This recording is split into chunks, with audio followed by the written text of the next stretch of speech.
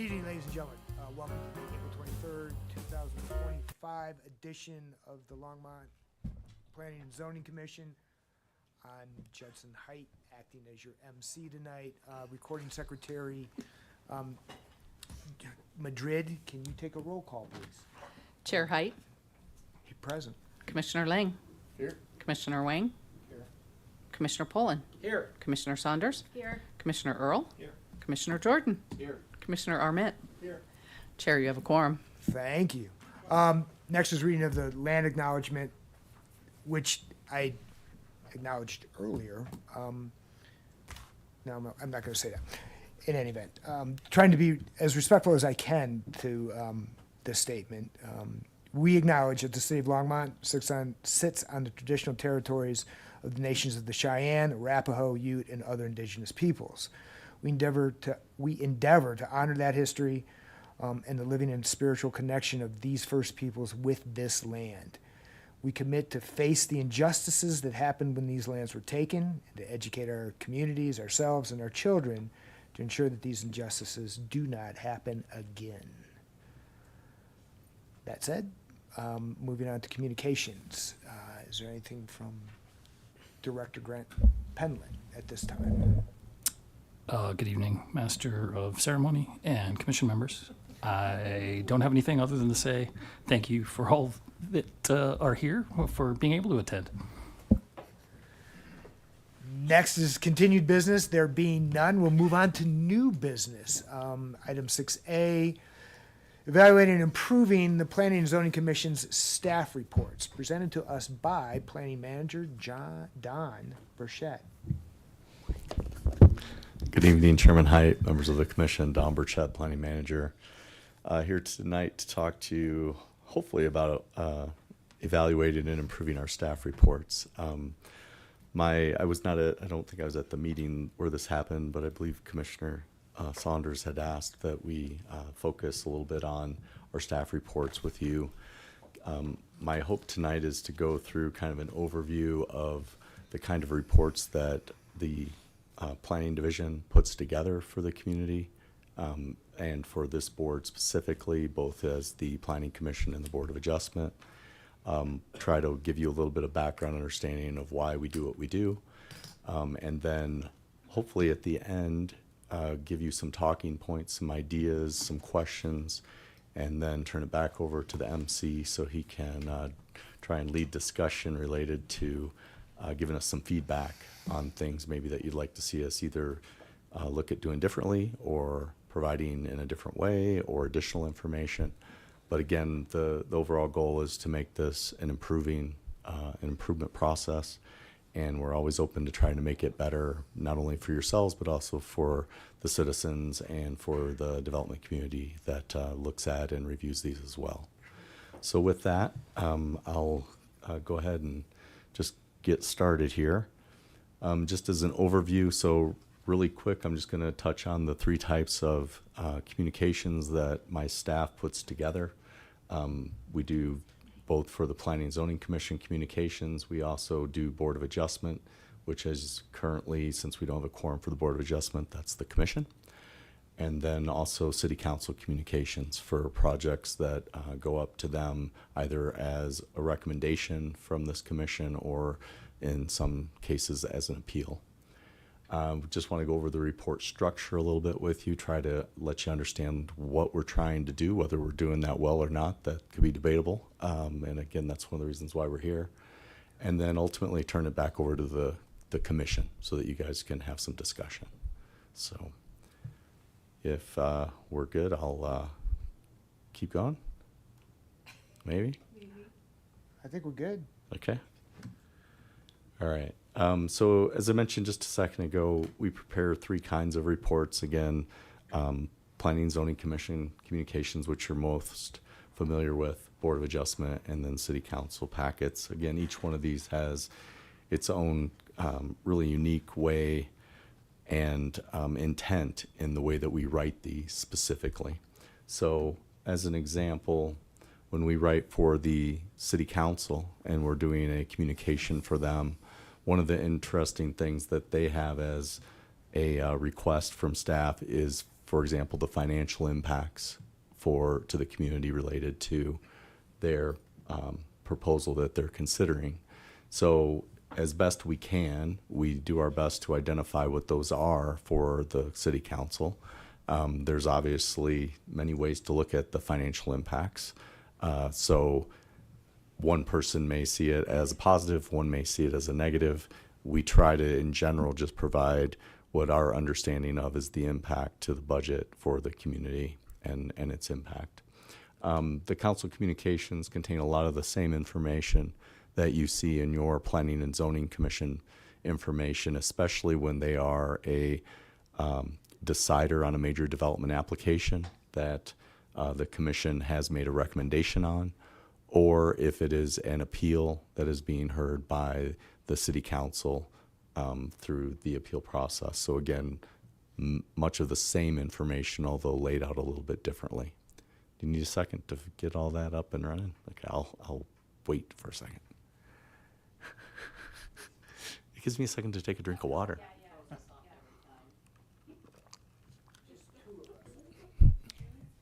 All right, I'll just a few technical difficulties here, but we'll give you just a second.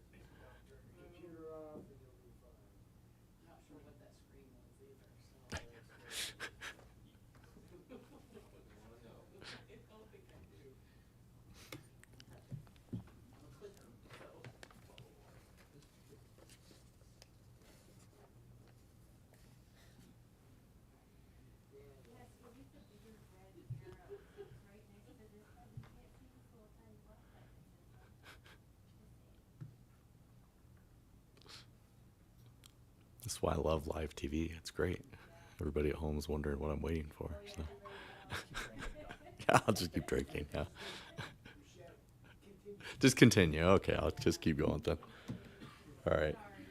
No, you're fine. The next type again is the Planning and Zoning Commission communications, and again, because of the nature of this board, some of the things that we try to focus on in more detail that we may not for the other communications include property details, the adjacent land uses, existing developments that are around the property, project description. We try to provide as much and as thorough of a description of the project and the request for the commission so that you have a full understanding of what they are requesting you to approve or to make a recommendation on.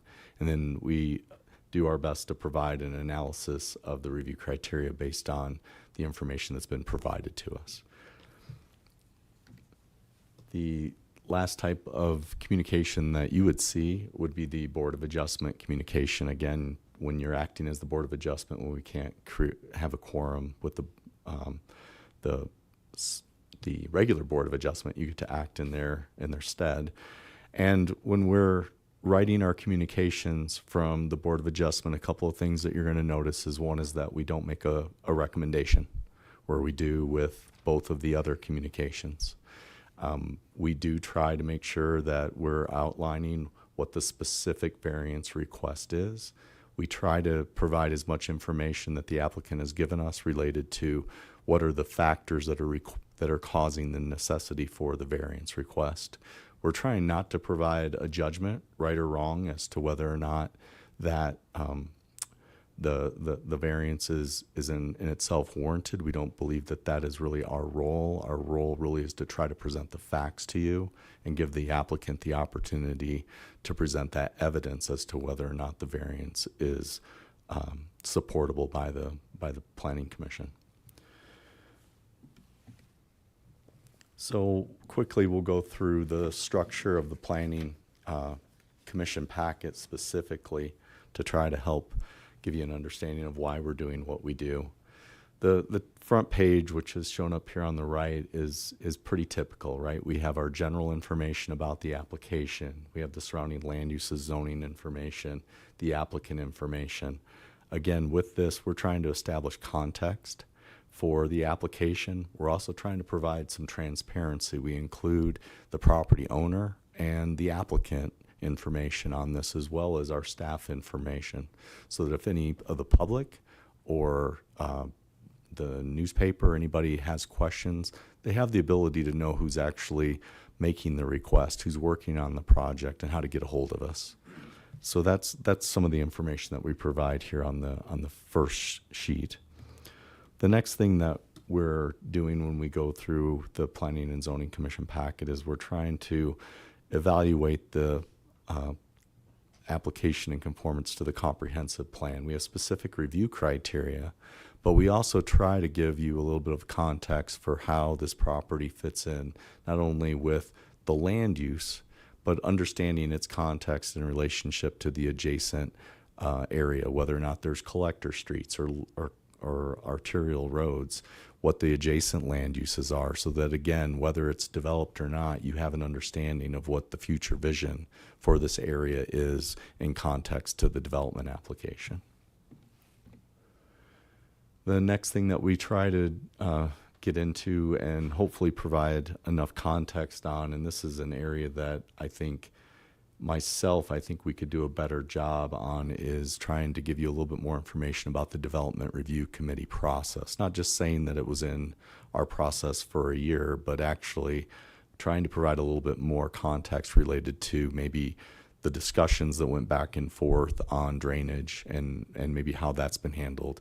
The discussion about the traffic study and maybe how we've made a finding that it is in conformance with the city standards or not. But trying to give you a little bit better understanding of the back and forth that happens. It's truly where the sausage gets made. I mean, it's messy. I mean, we strive to go for 3 reviews on projects before we get them through the system, but we have projects that go 7, 8, 9 reviews through our system. And sometimes that's related to not only both maybe the applicant not performing and their consultants. Sometimes it's also staff. You know, if my staff misses something on a review and we identify it on a second review and we need that information, that can cost somebody extra time.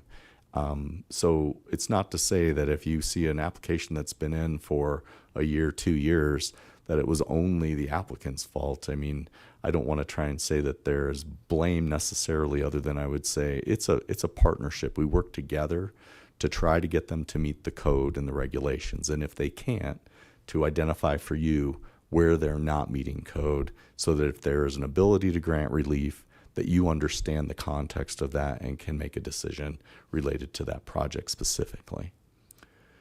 The next thing that we try to do is try to give you an understanding of the neighborhood input that we've received. So if we get emails, if we get correspondence from folks that have been notified, we include that information in the packet. We typically try to provide you a link or a summary of the neighborhood meeting so that you can understand kind of the context of how that meeting went, what the concerns were, whether or not the applicant has tried to address those. Oftentimes, you know, that's really kind of the crux of the issues with the neighbors, is that they feel there's a problem, and often they feel that they're not being heard or that the item is not being addressed by the developer. Sometimes there's not regulations to address their concern. And that can happen a lot. Blocking views is not a standard that we have in our code for approving or denying, but yet that's often a thing that we will hear when we're looking at property that's been undeveloped, is they're impacting my ability to see the mountains or to see that open space area. But if it's not a review criteria, there may not be anything we can require the developer to do, but the developer themselves may come forward and say, we actually tried to limit our buildings that are adjacent to these to a similar height, to 1 or 2 stories, when they could have been 3. So they may try to do something, but it's not a quote unquote code requirement that we can apply. But we try to identify those things for you from the neighborhood input. Referral responses, as I talked about a couple months ago when I was here talking about our process and the referral process when we send items to Boulder County, to the school district, to the adjacent fire districts, things like that. We try, if there are comments that we get, and I will tell you, it's only a handful of referral groups that actually respond typically. Typically, it's the school district, Excel Energy, and that's about it. And occasionally a few others, but not many. We try to at least give you information from what they have said so that you understand the context. If there is an issue, as we talked about previously when I was here talking about our intergovernmental agreement with the school district, if there were ever a referral response back from the school district that noted that the school was over the 125% capacity, the benchmark capacity, that under the IGA, we would have to recommend denial. We would explain that to you, not only within the report, but also noting that in this referral section so that you understood where that was coming from. That's an example of if we identify something that is seen as potentially negative or impactful to the decision that you're going to make, we're going to note that in there. Otherwise, we'll still let you know that we received them. But typically, if it's just noting that we received them, there was nothing in there of substance, just to let you know. The largest part of the report is the review criteria analysis. This is staff's attempt to try to provide you with context, information from the actual plans that explain how we believe they have either met the review criteria or not met it. I don't know that I've said this to all of you, so I'll state this again, for everybody who might be watching at home. We get a lot of applications that come into our system that start as pre-application meetings with people with ideas of what they want to do. And it happens, and we had one actually this week that we got in that actually appears that it's not going to be allowed on the property that they want to develop. So we're going to have that meeting with them to let them know that as they've proposed it currently, it couldn't be approved. If they want to make application and come and argue to the commission that we're wrong, they have that right. We would process that through and bring that up with a recommendation of denial. But I would tell you that in all my years, I've only had one personally that has ever known going forward we were going to recommend denial and has actually gone through, and that was for an annexation. Typically, people drop a project in our system if they know that we're not going to be supporting it or it's not allowed. And so when you see us, we've typically gotten all the easy ones out, right? There still may be some variances or some hurdles to get over for the commission to consider whether those hurdles are too high or whether or not that's okay. But in general, we have kind of cut out most of the ones. That's why compared to other communities, I would say we do not hardly ever recommend denial of projects. Whereas in other communities where I've worked, you recommended denial on a lot of them because people would not withdraw. People, I think, respect our expertise in reviewing the code and looking at it and telling them that we don't think this is going to fly or that this is going to be a problem or that it's just not allowed. And so that's why you usually see projects that are either a recommendation of approval or recommendations with conditions attached. The last part, which I think is important, is that we try to make sure that the Planning Commission understands your options when you're getting ready to make that decision on this application. We try to let you know whether or not, that you have those options to approve with conditions, to deny it. The thing that I would say that we may not do well from that standpoint is maybe helping the commission understand that if you are going to make a decision that is maybe counter to what we're recommending, might be how you would try to tee that up, how you would maybe make the motion, how you would state for the record what your findings of facts are so that it can be put into the Planning and Zoning Commission resolution that we would then want Jeremy to put together for you that would identify where you believed it didn't meet the review criteria, what factors contributed to the decision that was made, so that that is in that record for any appeal, whether it go to planning or to city council or to court, so that that information is present. So that's one thing that I know, and at least from my time here, that I would say I don't know that we have done well or even tried to provide that with you or to you. It has not been in any way meant to prevent you from doing that. It's just that typically, again, from our standpoint, we're writing these and trying to give you PZRs that are ready to go. We don't know what you would find in a denial. That's why we usually leave the ability for you to add in what would not be okay and where you would find things not to meet review criteria. Our staff recommendation, hopefully, you understand where we're at from the evaluation criteria analysis. We have tried to explain why we believe it meets those review criteria in the analysis in the staff report. So typically we are making our recommendation. If the recommendation is for conditional approval, we're trying to make sure that we've provided you what those conditions are, and hopefully it's been explained in the review criteria as to why we're making those. And then finally are the attachments. These, over my almost 25 years of working here, have varied over the years. We have had packets that used to go out that were as big as the land development code, 400 pages. I think Jane's had a few of those here recently where we've gotten that big. We tried to pare some of that back because we didn't think that some of those things were being looked at by the commission. I think every commission's different. Everybody has maybe different things that they focus on, different expertise, different knowledge.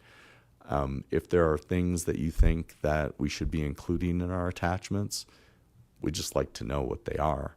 You may not know what everything we get, but that's another thing that we can provide you through general correspondence back and forth, would be information that lists out the various information that we get for applications. And then if it is submitted with a specific type of application and we know that you'd like to have that as part of the record, we can include that. So a couple of things just real quick. So some of the benefits of the way that we currently do our staff reports is, one, it's the consistency. Definitely, I think, is helpful not only for the commission, the council, but also if you go in through any of our old staff reports, the current format that we have right now has probably been around for about 15 years.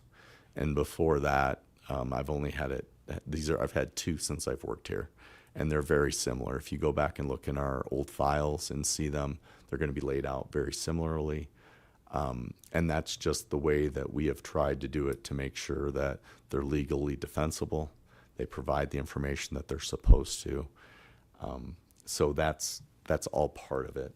We're trying to make sure that we're informing you guys, the decision-making body, whether that's you as the planning commission here or when we include the PZ packet to the city council so that they have the information.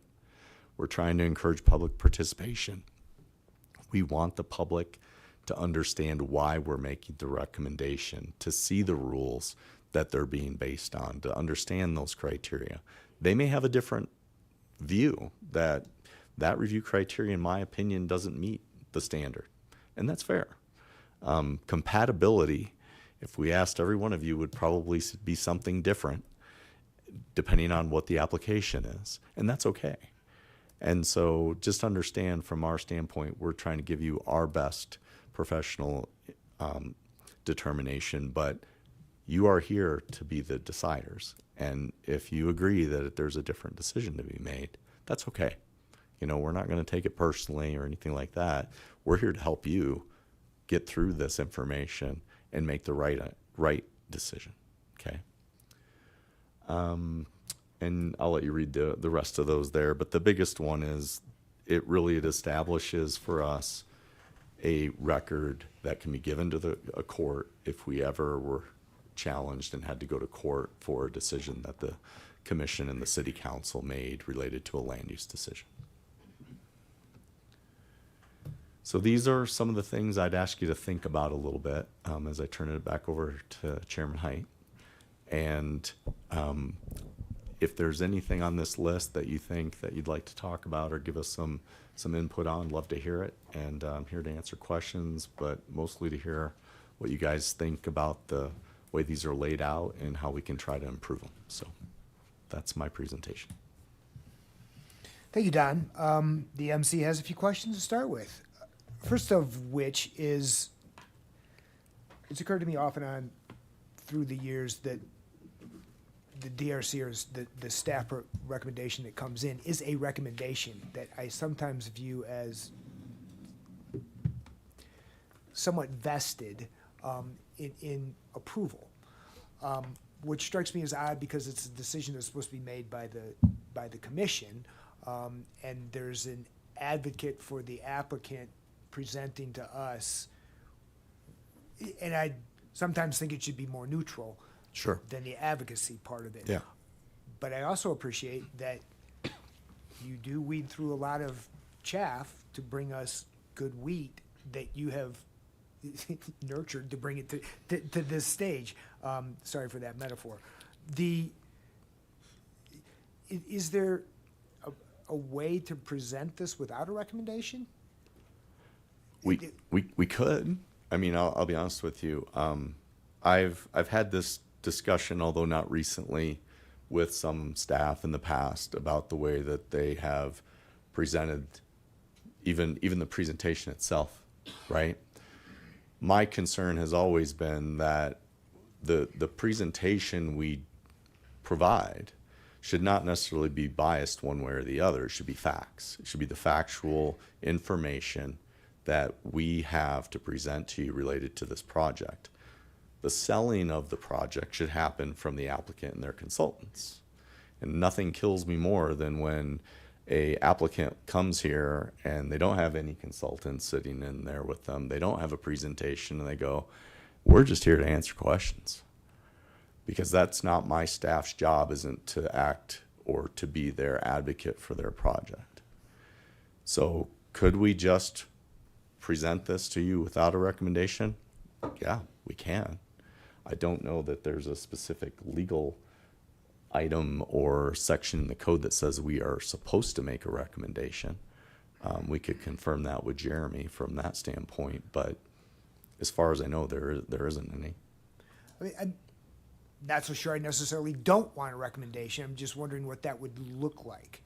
I think I also appreciate, I've seen at least one recommendation of denial, and it came forward and it didn't pass.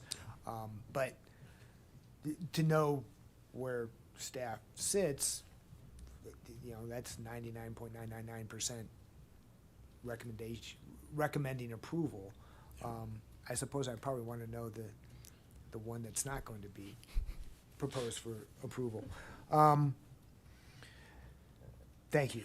Yeah. That said, too, I find when I sit down to read them, the introductory information, it's very important to me to have a bigger vicinity map so I know exactly kind of where this is. Okay. Sometimes I get a picture of the block. That's not helpful to me. I would like to know more broadly where this is in the city. Also, as I'm reviewing this, and I know the review criteria come in, but they're at the back. I kind of want to know where that is up front as I'm reading Okay. to see, and not in the nuanced detail that's in the back where you're going through and making a recommendation and identifying through all those characteristics, but that we are the deciding body or referral body is Okay. helpful.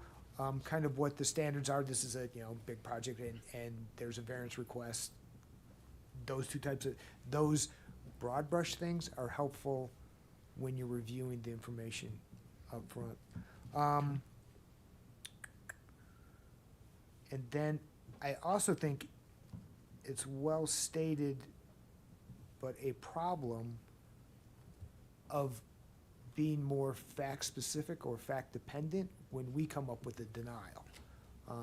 Because that's a decision that also needs to be supported. Yeah. And I don't know how you'd help us in that regard, but it would be helpful. Hey, we're recommending approval, but if you're not gonna approve, you need to identify what are the criteria, or maybe we just need to be taught that. Yeah. What are the criteria are not being met so that your decision is defensible at city council or court. Thank you. Any others?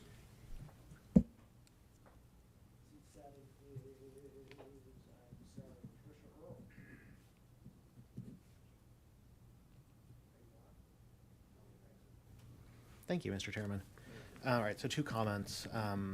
One, following up, Mr. Chairman, on your comments about the recommendation. I do like having a recommendation in there, mostly so that there's consistency when the time is that they don't recommend it, so that there's, that's not an anomaly in the format, that there's always, a recommendation regardless of what it is. Recognize the conflict potentially and the way you're talking about it, but that's at least where I fall. And did want to talk about attachments as well. There's a lot of attachments. I'm not going to tell you that there's too many, though, because I do think they're really valuable. Admittedly, I'm relatively new to this, so I haven't seen a lot of them. But, so a specific example, like there were, in the Quick Trip discussion, there were comments from neighbors about traffic. It Okay. was really important to me that there was a traffic study in that packet, which there was. Does that mean that every single application would need a traffic study, even if there's no concerns by anybody through the process? No, not necessarily. Okay. Even though if you require it in the development process, your review process. But I think that if there's any concern, if the public has raised the concern, if staff has raised the concern, then that's really helpful backing Okay. for us to be able to look at. And I know that's a squishy test, but I still think it's kind of important. Yeah. Well, that makes sense. I would agree with some visuals in the report. I do think the attachments have a lot of them, which is enormously helpful. But some sort of standardization, even in the attachments, to make sure we're seeing the same kind of visuals would be great. Could you give me an example, just so I make sure I'm following you there on a visual for that? I'm a map person personally. Okay. So I find myself almost no matter what, I'm going to look the address on a Google Maps. So, Okay. big picture, where does it sit in the city? As Okay. the chairman noted, kind of zooming into a neighborhood view and then, as relevant block or, however that looks, just so we have that context as we're going down Okay. a little bit more. This was not one of your questions, but I'm still gonna. This is probably, I noticed it more on the Board of Adjustment communication than the planning and zoning. The first page of the Board of Adjustment communication, the biggest portion there is the statute that allows us to act as the BOA. Yeah. I feel like that should be at the end. Okay. Because I think the normal packet is actually pretty well prioritized, and I like that you have general information, applicant information, contact info right up front, and you're outlining facts of what this is. And so, and that's where we're going to focus our time. And, when we get through a 10-page packet or a 10-page, report, we're processing better at the front than the end. Yeah. So the things that are rote standard Yep. towards the end, I think, is helpful. Okay. But, and I don't think that's different than what you're doing in the P&Z packet. It stood out to me in the BOA packet. Yeah. Yeah, and I think part of that right now is just because of the newness a little bit for everybody involved, because the BOA cases that you've heard here this year really are the first ones we've had in almost 5 years. So that's how long it had been since we'd had any, since before COVID, and before that we actually had a functioning Board of Adjustment. So, but I would agree with you. I think we've got it one time. Now let's move it to the down below. That may just be my biases. Nope, I'm seeing this, I think so it's I a good expect to comment. always see it. So, but no, yeah. no. In general, I appreciate the work the staff is doing on the reports. I think they're enormously helpful and valuable, and particularly for someone new, to have some consistency in how it's displayed has been really helpful to me. Good. Good. So, thank you. Thank you. Mr. Chairman. How you doing? I'm gonna pick on Quick Trip just a little bit. In our January meeting, when you guys brought that packet to us, it was right at the top. It says project title, Quick Trip Conditional Use Site Plan, CUSP. And then it had the three kind of variances they're asking for in terms of lighting, transparency, and landscaping. Had they not wanted those things outside of the standards, is that still coming to us as a communication without being a conditional use site plan? The request or the land use of a gas station would still have required a conditional use site plan to be approved by the commission. So even if they met every standard, no variances, no modifications requested, you still would have reviewed that and been asked to make a decision on that land use. So let me contrast that to some outbuildings near Costco that have come up recently. There's Okay. like Don's Hot Chicken or whatever it is out there, and those don't come through us then. That's correct. Okay. So there are some restaurants, for example, that are sit down, that are not drive through. Drive through specifically, like the McDonald's out at Sandstone, out by Walmart East. That one required a conditional use because of the drive through itself. Okay. That use was determined to need to go through a public hearing process and be evaluated by the planning commission. But if it would have been a sit-down restaurant, no drive-through, wouldn't have mattered whether it was a McDonald's or name any other kind of restaurant. It would have been a restaurant. It would have been a site plan reviewed by staff. Okay. So that's commercial. Are all residential developments brought through us? No, Okay. no. So as an example, a single-family residential development, single-family subdivision, would typically come before you as a preliminary plat. The exception now that council has approved is whether if they're going to provide affordable housing on site, actually construct it in that development and meet the standards, council has said they can skip going to planning commission. They can go straight to final plat. In some cases, multifamily and townhomes would come here for you. There are certain zones where those are conditional uses or conditional secondary uses, where you guys would need to make an evaluation of whether or not the proposed use on that property is the right land use, and does it meet the standards, and are there any negative impacts associated with that development on the adjacent properties. If I could, Mm-hmm. Ninth and Pace, how did that didn't go down. Yeah, so that's an example of where the property was zoned for the residential mixed neighborhood, RMN, that allowed for small multifamily to be allowed as a permitted use. Council did that to try to, back when we did the last code update in 2018, they specifically, one of the things that they wanted was for us to allow smaller type of apartment uses, rental, to be allowed as a use by right, not have to go through a public process. So there are certain zones where it is allowed, it's done staff level through a site plan. There are some places where it will come to you and you would review it depending on the zoning. Typically that's going to be the like the industrial zoning district areas, some of the areas where there could be a negative impact by putting residential next to an existing factory or some other kind of use that could be negatively impacted by having residential. So what percentage of developments would you say come through us as a percentage of the total that go through city council? Okay, so I'll break it into three types. Okay. The first type would be administrative, which would be Grant gets to approve it. Doesn't come here. Okay. Second is planning commission's the decision maker. Third type is city council's the ultimate decision maker. So I would say in a typical year, if we process about 100 projects through the DRC, I would wager that you're looking at 5% probably go to the city council. I would say 10-15% probably come here, and the rest are administrative. Okay. And that brought up one last question on the Quick Trip.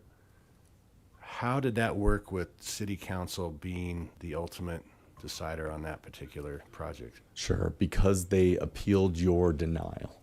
That was their form of relief. So you were the deciders. You made the decision to deny the application. So instead of letting the applicant then go to district court and file with the court to ask for relief, our code is set up that the council is the next step before they can go to court. So that gives the council the ability then to review and make a determination as to whether or not they believe the commission acted correctly. And that's for any and all things that come through this board. Anything that comes here that you are the decision maker on. So preliminary plats, conditional uses, those are the two things that you are and variances. Those are the ones that you're the deciders on.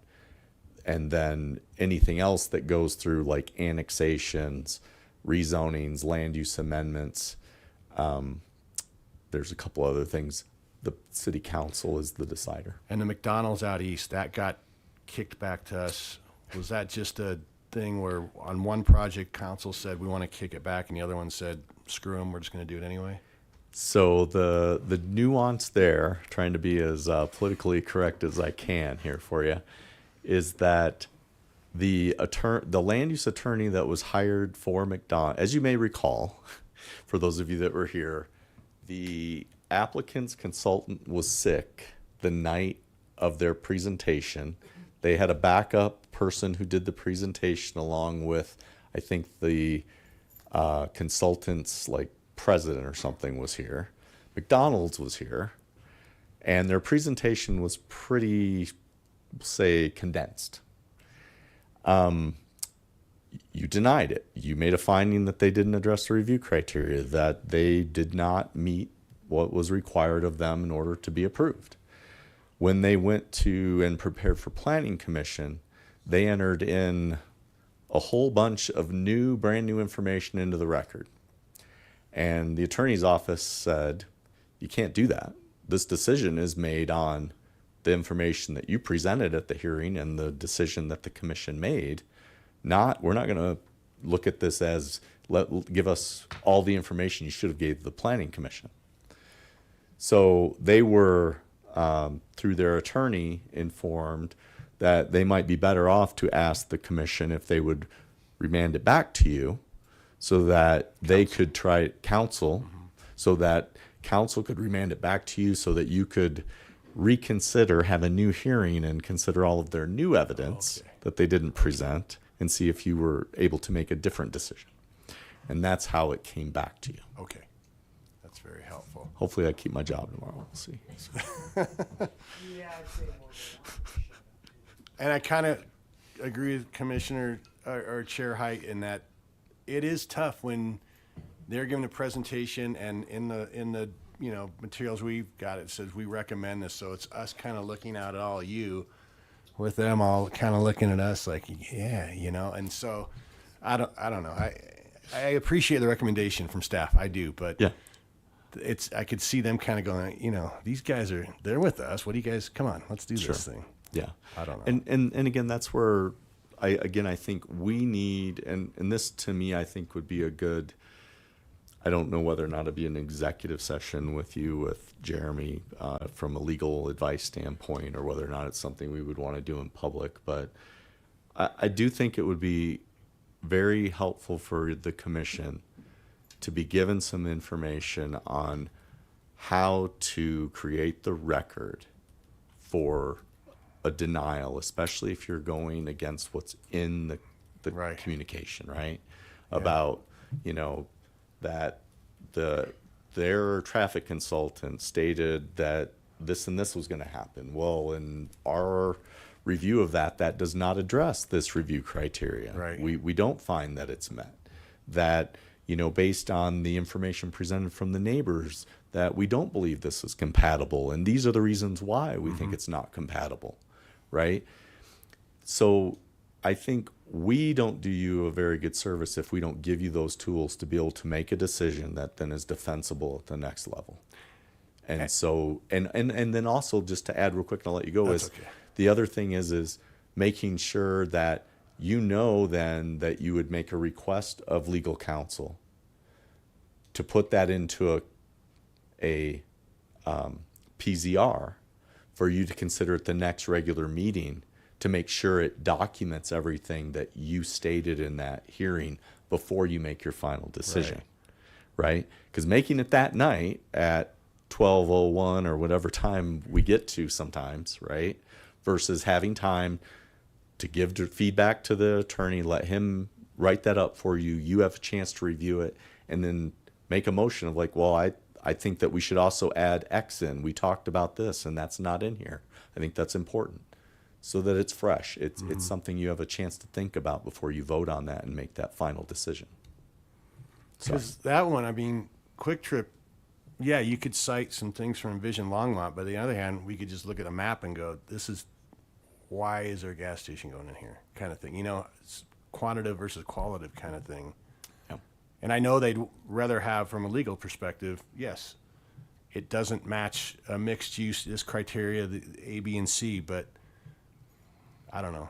Some was kind of a gut check as well, you know? And that's where I think too the discussion amongst the commission sometimes where I've heard people who have made the comment of, you know, I just don't feel like this works, right? Right. Like this is the place for this, or that you know, based on the feedback we've gotten, I just don't think this is right, this is appropriate, but I can't put my finger on how to state it.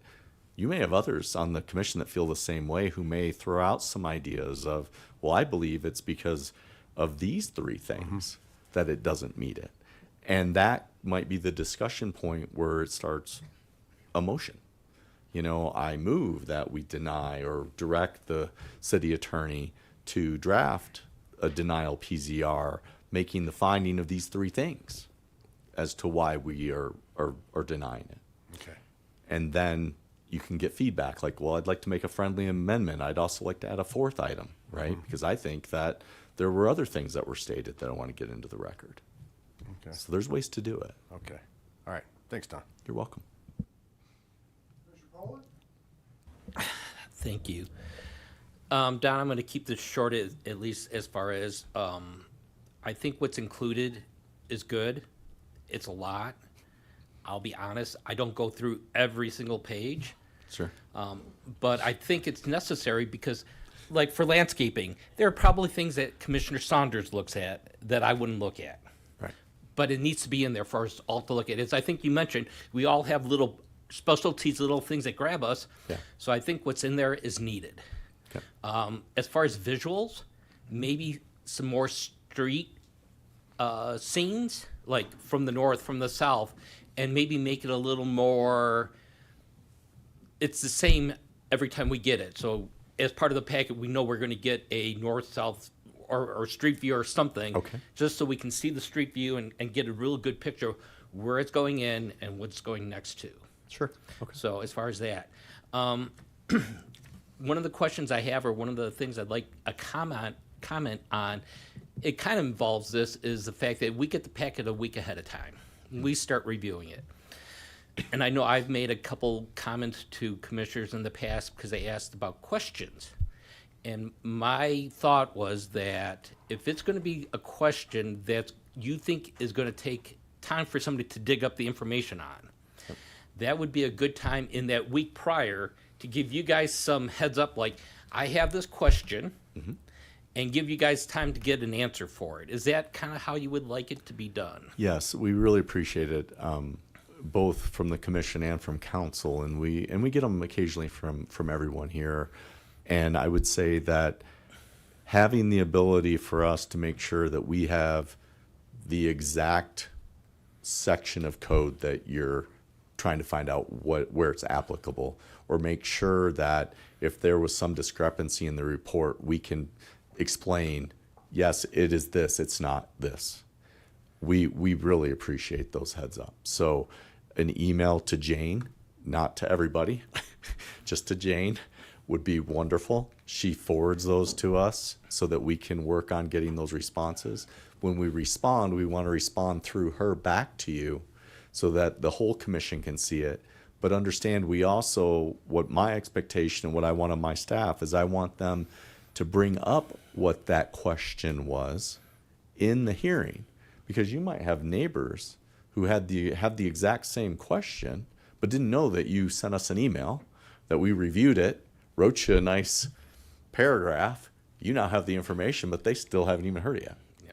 So just understand that's what I would hope we would follow through on, is explain We also want to note to everyone at home and on the audience, we received this question. This was the answer to that question. The whole commission has that information, just so that no one has information that no one else in the public doesn't have. Thank you. And then a final comment, if we do have some kind of executive session, one of the other things I think we should probably do is review what our options are, as far as not necessarily having to approve or not approve, but postponing and going over the way that that is to be done and what our options are for that. Because as you mentioned, I mean, there are times we get to 11, 12 o'clock and we start feeling like there's a pressure, like we have to make a decision on this right away. Yeah. I know that's not the case, but it's a pressure. So if maybe in that executive session, if we can go over what our options are as far as postponing it and, Yeah. and all that. Yeah. Yeah, you're right. And I'll also state some of the things that I've heard previously from meetings that have gone long is that we lose folks. Yep. People that know that the meeting starts at 7, they're here at 7. They don't realize it's the last thing on the agenda and it doesn't get up until 10, but they left at the break at 8:30 because they were like, I can't stay here. I've got other obligations. I've got kids to get to bed, homework to help with, or food, or whatever it is, right? And so I think, we have 11 o'clock end time that takes a vote to continue. That was to try to make sure the one that you're not going on and on, through the night, to give you an out, so to speak. But I would also say it's also for those folks that we want to participate. If we're starting meetings on a topic at 10 o'clock, I guarantee you've probably lost a lot of them that have already left because they're not going to stick around that long and give you their whole night. They're just not. So continuing or postponing or the other options that we have, I think that'd be great to have discussion on. Okay, thanks. Yeah. Thank you, Chair, or MC. Whatever word, MC here. Thank you, Don, for putting this together. I really appreciate. We're informal tonight, right? Yeah. Is that all right? Okay, Yeah, sorry. we're good. I'm going to go through your little list real quick. I do like the standardization. I think that's really helpful. Okay. To see the same over and over again. It makes it easy to read. I also appreciate you sort of doing the homework for me and finding out what it is that I can't put my finger on, what I'm missing in the packet. It is that context. I know that you all see application after application. When I start looking at my packets, I look through this, and I don't know if everybody knows that this exists, the development handbook, and I look and see what the applicants are submitting, sort of drawings and not always, so I don't want to put myself, but that's where I'm at. And so missing that context in those conversations, because that collaboration can be a quagmire for sure with the applicants and the other staff members, but sort of maybe knowing what happened can help get to context very quickly instead of having to go through all the documents and all the attachments and, okay, where were the parts that didn't come about or what things came about more quickly. So I like the idea of an executive summary. Maybe that's where that can be sort of given that context, and maybe the recommendation can be promulgated there as well, of like you can kind of get the nuance of where staff is headed with their thoughts on this project rather than getting the recommendation, because I'm on the fence for that too. Yeah. Sometimes I feel like, well, if you're recommending for approval but I'm recommending for denial, like, are we butting heads? Do you know what I mean? So I know that we don't, because we say that it's not personal, but I think there's a little bit of that nuance here, Right. that, we're going against what did staff miss? And I don't think that's what we're trying to do here. We're not Right. trying to, we got you missed something, because we're all people and we all make mistakes. But I do think what you're saying of sometimes we've got that gut, or we've kind of got denial, but we can't quite put it together. Yeah. I think it would be helpful without having to go against staff recommendations. So maybe that together in the executive summary would be helpful. And the denials. I like that idea sort of at the end. We get the recommendation, okay, A, B, and C, you can deny it. But then what happens, right? Or how do we word it? And I was thinking maybe there's a general example of a denial, like in a past case, this is what happened. Maybe speaking generally rather than specific to this project and calling out, oh, it could be denial here, here, and here. Or we've had a case for a conditional use where in the past it needed 3 steps of denial or 3 pieces of code to get to that denial.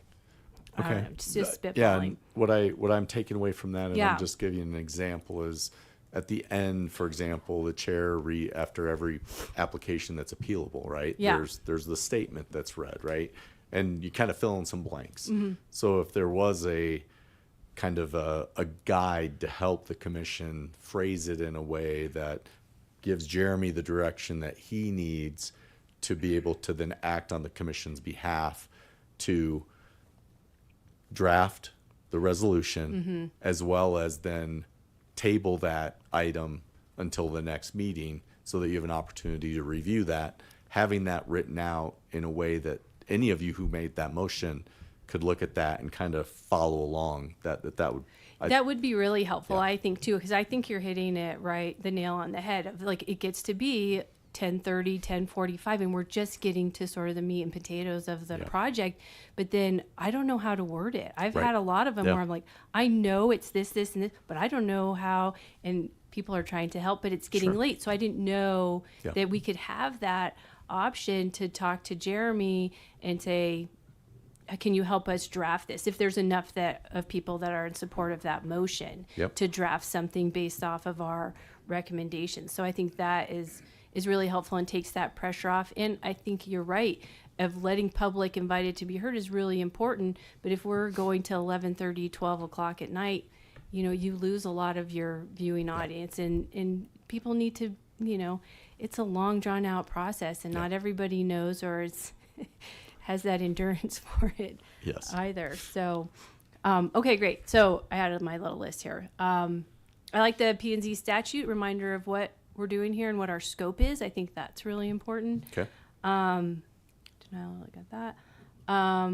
Oh, and then I guess for attachments, some I don't think are all that relevant. I think one that shall remain nameless had like 600 pages of mailing addresses. I did not find that all that relevant, but it was annoying to me to have to get through it to get to the next thing.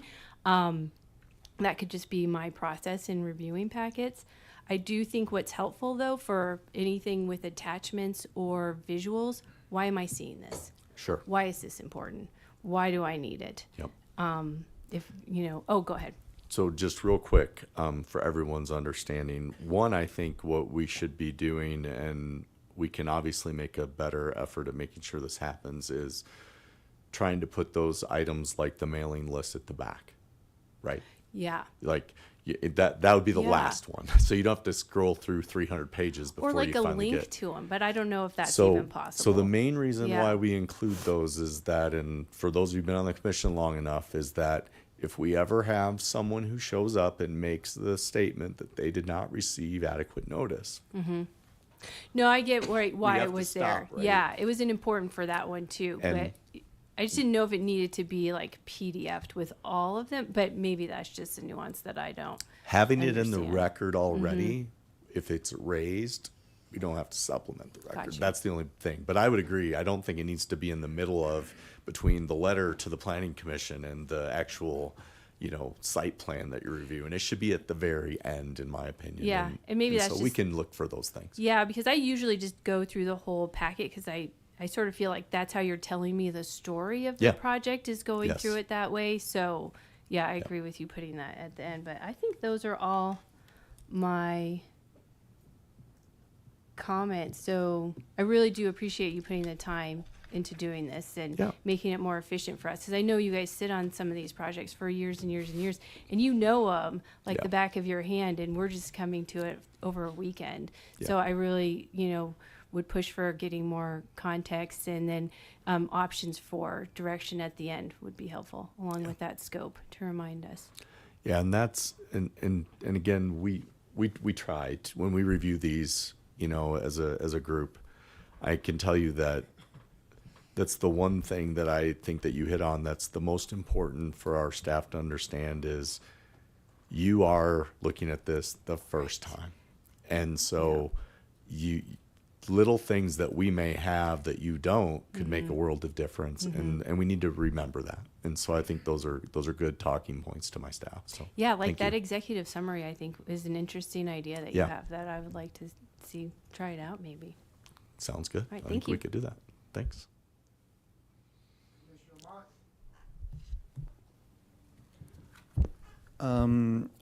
I appreciate it, MC.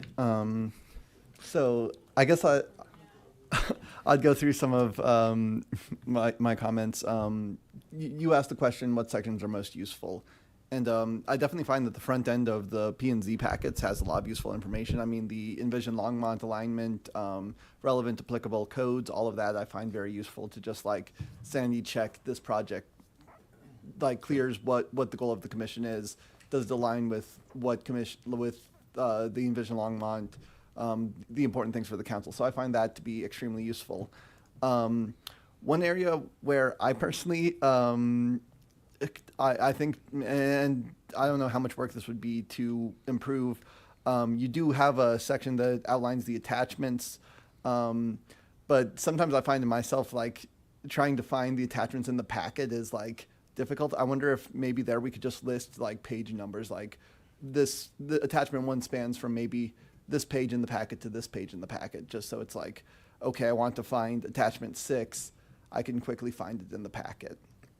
But if that is going to be a lot of work to add in, I could see that being not worth it.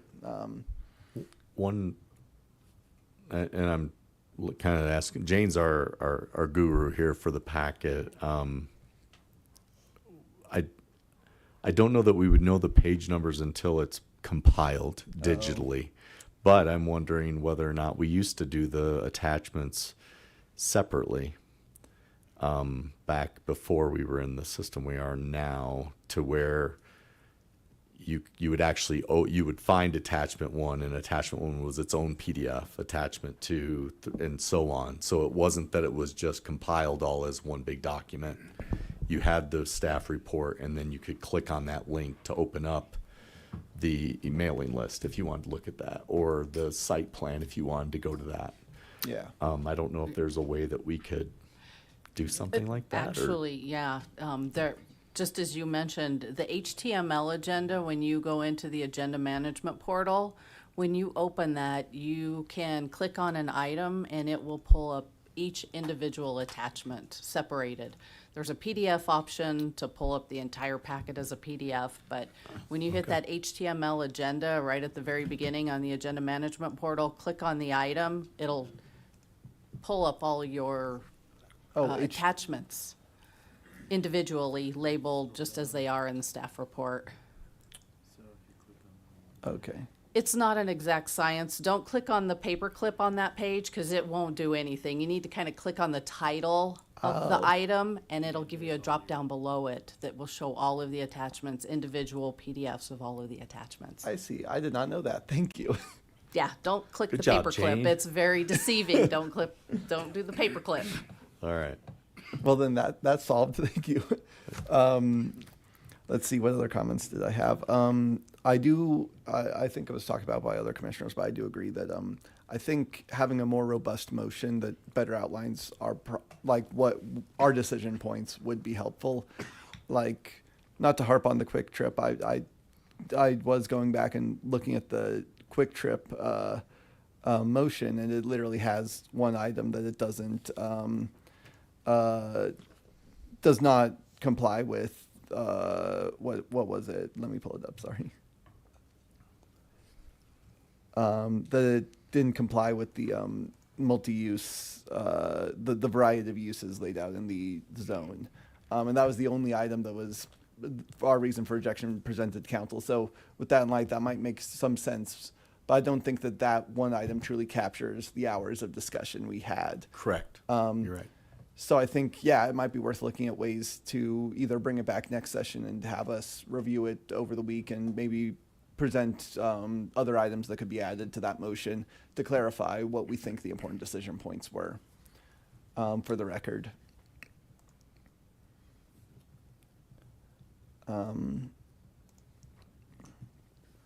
and I know you mentioned some of the planning process, and I understand that is, at least from what I understand, that's a long process. I mean, can be months to a year, whatever.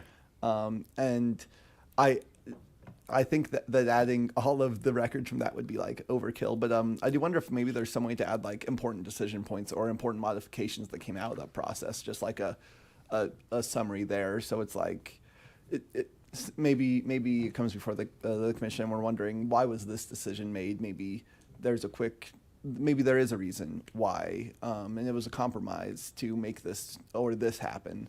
I'm sure that happens on a bunch of plans where Yeah. there's like a decision point, Yep. but that might not be immediately clear to commission Right. just reading through the packet, you know? Yeah. No, I think we could add that into the DRC section. Okay. So that you could understand not only the length of time, but then what were some of those action points or decision points that were made or issues that were worked out to better understand kind of the complexity of the development application. Yeah. Okay. And I think that's the main comments I had. Other than that, I do really appreciate the in-depth nature of the packet.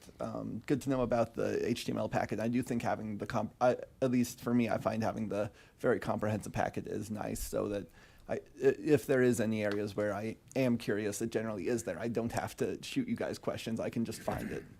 Thank you. Thank you.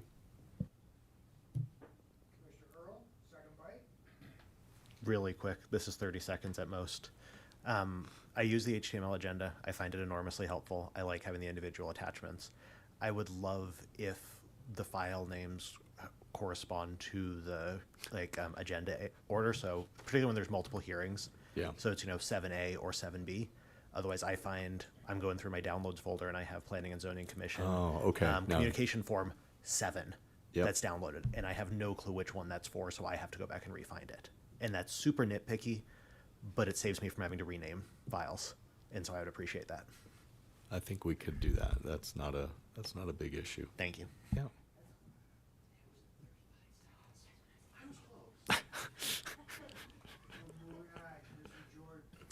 Thank you, Chair. Don, I think the packet is, for me, it's like 90% there. I just wanted to comment on the recommendation versus not recommendation thing. When you are recommending for, or maybe very rarely against, I'm sure there are reasons for that.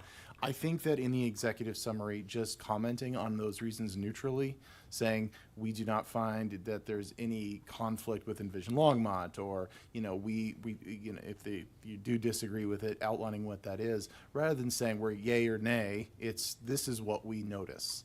That way, I think it's important to put it in the applicant's corner to self-advocate. Yeah. And that was everything I had. All right. Thank you. Thank you, John. Thanks. So I really appreciate the evaluation criteria, or criteria evaluation that you guys put into the packets, especially the sections where the code is relevant, because that points us to go into the code itself, or if we want to go look it up, we could go read the code ourselves. Yeah. And going back to the attachments, and this goes back to Commissioner Height and Earl's comments about the vicinity maps. The first thing I do whenever I look at this stuff is, instead of looking at the vicinity maps is okay, but I actually go into Google Maps also, and more specifically, I go to the county assessor's map Okay. to go look at the exact outlines of the plot that Yeah. we were talking about. So if you have like an overlay of that, the plots with the aerial views, that would be really nice. Okay.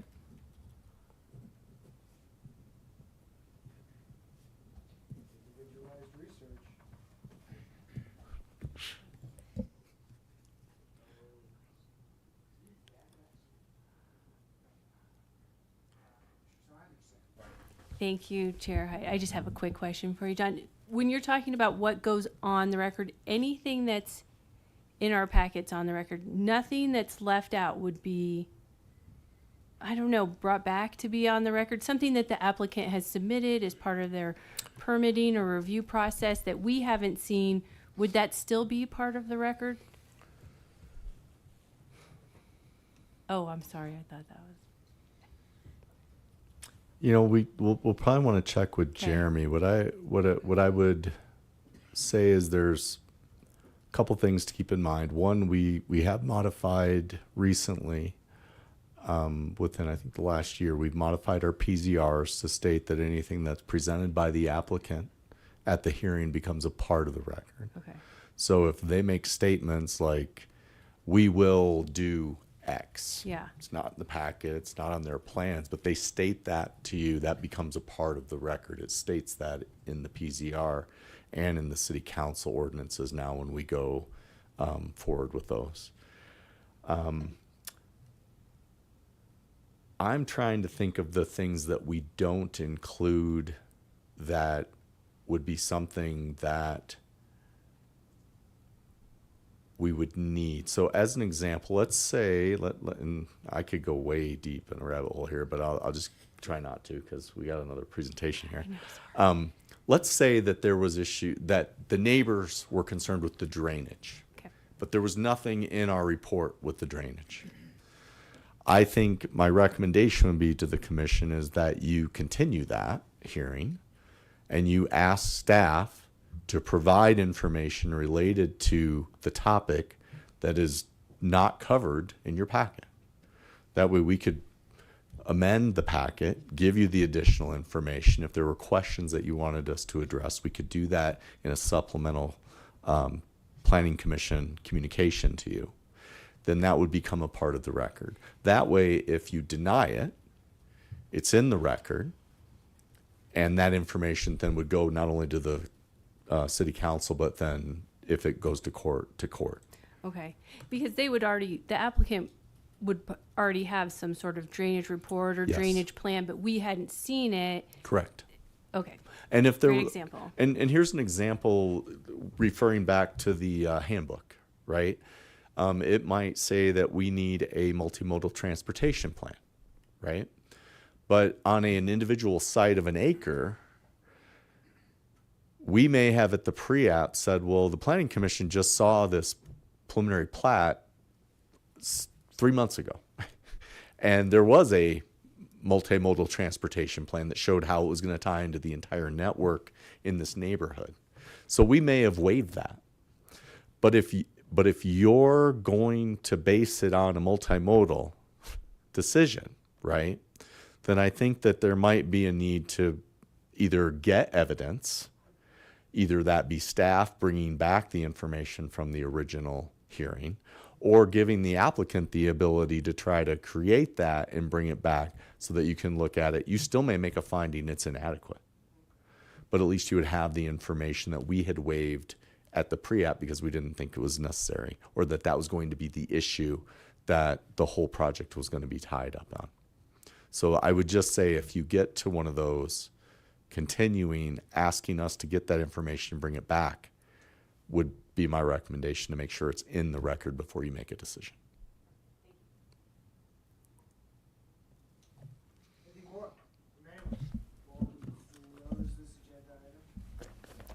Can I, And I turn my microphone back on. Yes, Director Penn. since I was afforded ample time to do research based upon the discussion surrounding recommendations, our major application review procedures do include specifically a recommendation to From the staff. commission. Correct. Okay, There you got it. so now All right. we know that we need to know that information. But can Unless it the be more code was neutral? changed. I think there's flexibility in the recommendation, absolutely. Okay, Yes. great. Well, thank you. Anything more? Thank you all. I appreciate all your time and efforts, and have a great rest of your night. Thank you, Don. I think we move on now to item 6B, which is concepts relating to single-family attached as a permitted land use within the residential single-family or RSF zoning district. Principal Planner Nathan Jones Meyer is going to present to us. Thank you. The floor is yours. All right. Good evening, Commissioners. As Chairman Hyde said, my name is Nathan Jonesmeyer. I'm Principal Planner here with the Planning Development Services Department. The item that I'll be presenting tonight is a discussion item that is a result of some discussion that took place at the February 19th Planning and Zoning Commission. The request was for staff to take a look at our existing code standards as they relate to single-family attached land uses and what the process would be to add that land use to our permitted use table, specifically in the residential single-family zoning district. So that's what we've done. We've taken a look at some of our code standards, and this is meant to be more of an open discussion. So I have a section at the end for questions and answers if you'd like, but if I hit on a topic that you'd like to stop me and we can chit-chat a little bit as I move through the presentation, feel free to do so.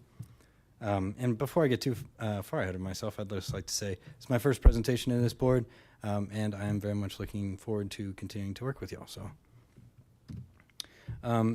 So just to kind of go over what I've prepared for y'all tonight, we'll go through an overview of the existing LDC, so land development code requirements as they relate to single-family attached and residential single-family. We've taken a look at our other sections of the code to see what other impacts may be appropriate for the commission to take a look at if y'all were to move forward with any sort of text amendments. We also took a look at what other cities in our area have done and provided some analysis there. And then finally, we'll go through the actual technical process for the Planning and Zoning Commission to initiate a code text amendment. Then we'll end with questions and next steps. So the Land Development Code includes purpose statements for all of our different zoning districts. The purpose statement for the residential single-family zoning district is it's intended to establish and preserve residential neighborhoods with primarily single-family detached dwellings on medium to larger lots. This district is intended to be located in proximity to centers and other public amenities or complementary uses and activities such as schools, parks, and open space. So what that essentially means is it sets the tone for all the site design and development standards that would apply within that zoning district.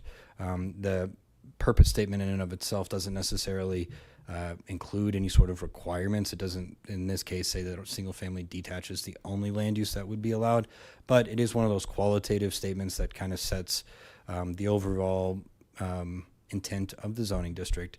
And as we go through some of the site design standards, you'll see that they're really, they were intentionally designed to meet that goal of predominantly single family detached. So any changes to that, you may want to take a look at what some of those other site design standards are, so that way it would be more in conformance with the purpose. So as such, like I said, it does allow very few, relatively few land uses. It allows single-family detached. It also allows ADUs, group homes, daycares, assembly uses. So assembly would be religious assembly, so churches and things like that. And then also other civic uses, so parks and open spaces. So ADUs are allowed. We are currently in the process of updating our ADU regulations to be in conformance with the state legislature, the changes to ADUs that have been passed at the state level. So the intent there is to really streamline the ADU approval process and try to make it a little bit easier for a property owner to construct an ADU on their property if they so choose to. But ADUs are currently allowed in the residential single-family zoning district. So for our lot standards, you'll see as part of our backup, I included a few summary charts of what our existing code standards are and how they compare to some of our other zoning districts. You'll see that the residential single-family zone, the lot standards in there are going to be a little bit, but not too bigger than than other lot standards that would apply to zoning districts that allow for denser development. One thing you may want to take a look at when you're considering any changes to not just this specific issue, but any sort of zoning change or text change would be things like minimum lot width, setbacks, minimum lot size. So currently in the zoning districts that do allow for attached, single-family attached, they're not required to, but they are oftentimes, you'll have your typical duplex, and there may be the request to subdivide the land so that each dwelling unit is on its own individual lot. Well, the way we got there was that there's no side yard setback requirement for single-family attached, and so there's nothing that would be in conflict with having the actual building on top of the lot line. But again, with other than the side yard setbacks, the front yard setbacks, rear yard setbacks, all of those are in the residential single-family zoning district. They are very similar to other residential zone districts. Now to go through our current standards for single-family attached. So single-family attached is a specific use. It's not the same thing as a zoning district. It is at least not in our code.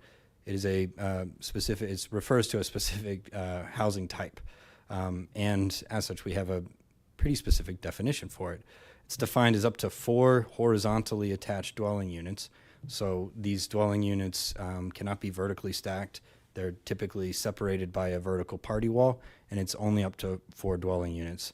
They're allowed by right in the residential mixed neighborhood district, so that's going to be the next zoning district, the next more intense zoning district.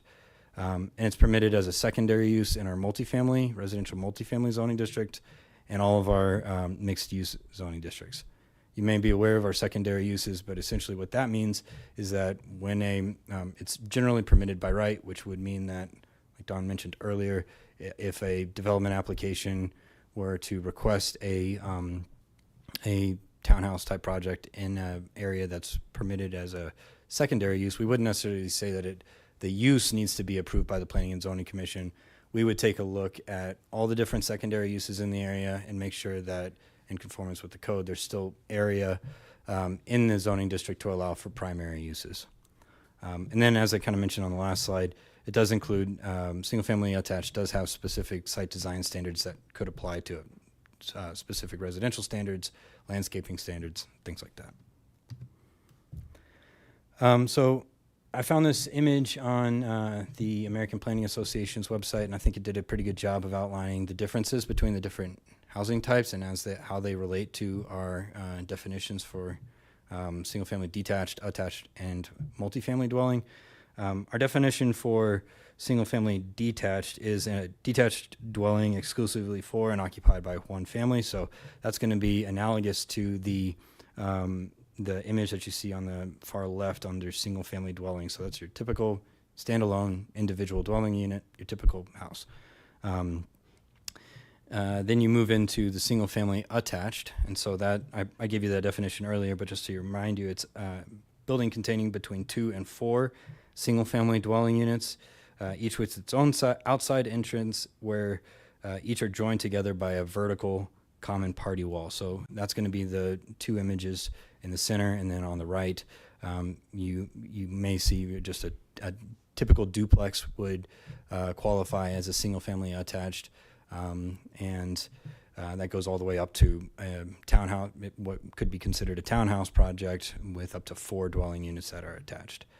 Where we get into, maybe some issues is when it's horizontally attached dwelling units, but it's more than 4 units. So if it's more than 4 units, then it's considered multifamily, and then all of our multifamily standards would apply. So won't go through the entirety of it, but it's a dwelling containing 5 or more dwelling units where the units are often stacked. So that's going to be analogous to the images that you see at the bottom.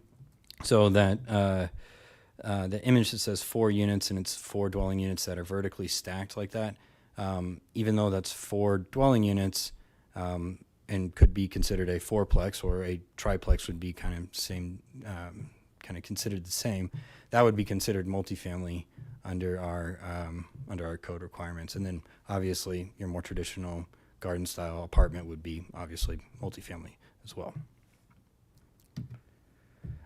So just like I mentioned earlier, we took a very, very quick look and at a very, very high level to just skim through the code to see what code sections you may want to consider taking a look at if you were to move forward with any sort of code amendments. Obviously, the land use table would need to be updated. We would need to add,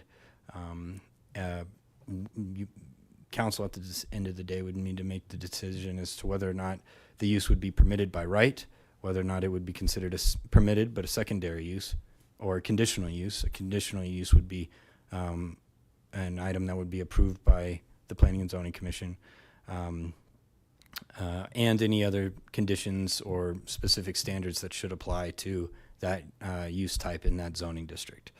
I already mentioned the purpose statement.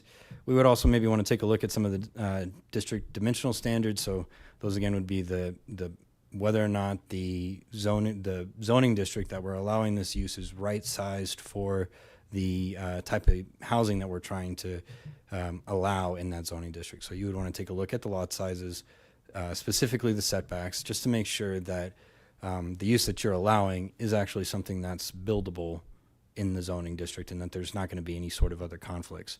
The other two that I mentioned here, at a high level, I didn't really see any conflicts, but we would want to just take a look at our use-specific standards, any sort of design standards that we may have, any sort of landscaping standards. And then, again, if you'd like, you can take a look at the definitions for single-family detached, attached, or multifamily. One other piece I'd just like to mention here is references to the single-family zoning district that we find in the Envision Longmont Comprehensive Plan. I'm not going to bore you with too many details here other than to say it was adopted in 2016 and it established future land uses. These future land use categories were intended to provide decision-making bodies such as yourself with the intent and essentially to kind of guide your decisions to show how these areas of town will develop over the long term. In 2018, when we adopted the current land development code, the zoning map was designed in such a way that it actually matches these future land uses pretty closely. So one of those future land uses is called the single-family neighborhood, and it's not the same thing as residential single-family zoning, but our zoning does match with the future land use. So you can see in the image here, this is just a screenshot that I got from the comprehensive plan, and it shows where all the different future land uses are located. All the yellow are areas that are where the future land use is single-family neighborhood. The comprehensive plan also includes some qualitative statements to identify key characteristics for what those future land uses will look like. And in that piece for single-family neighborhood, it does identify it as primarily single-family detached with a low density of 1 to 8 acres or dwelling units per acre.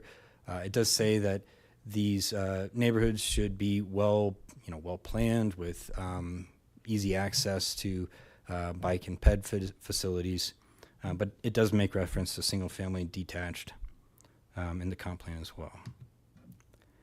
So just to kind of summarize this slide, I took a look at a few other different cities. Every city does zoning slightly differently.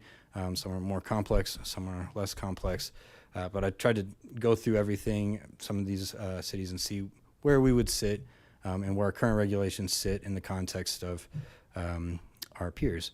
So as you can see here, everybody does things a little differently. Boulder and Denver have recently made changes, in some cases very high-profile changes, to the land development codes to allow for more housing types in residential single-family zoning districts. Primarily, so it's a little bit of a not a same-to-same comparison, but at a high level, they are permitted by right. So duplexes and townhouses are permitted by right, both in Boulder and Denver, although there may be some minor additional conditions that a developer, property owner would have to comply with in order to actually construct that housing type on their property in the zoning district. Fort Collins and Loveland, similarly, they kind of have it's more of mixed approval, I called it. So in some of their residential districts, they do allow duplexes and townhouses by right, but then in other residential districts, they still require what would be analogous to conditional use. So they still require Planning and Zoning Commission or approval, even though they have different types of residential areas. And some of them, they still do require some level of additional oversight by a commission or board. And then finally, Thornton and Westminster still have individual zoning districts where single-family detached and attached are separated. Now, to get to the nitty gritty part of why we are here. The request to amend the land development code is called a code text amendment. It's considered a major development application, and it's a legislative act. It can be initiated by the city council, the city manager, or the planning and zoning commission. It can also be initiated by individual citizens, in which case the citizens would request that city council, they would petition city council to direct staff to initiate an ordinance, and come back to city council where they would make the final decision. The final decision in either of these scenarios is made by the city council. And the council may request planning and zoning commission review and recommendation.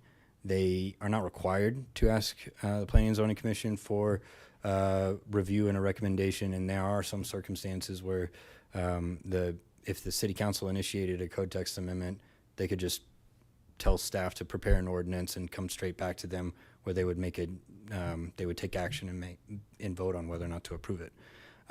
But since this type of request would be initiated by the Planning and Zoning Commission, obviously it would, if it did move to the City Council, it would move forward with a recommendation that came from y'all. There are some review criteria, but there's only one, but it's very long.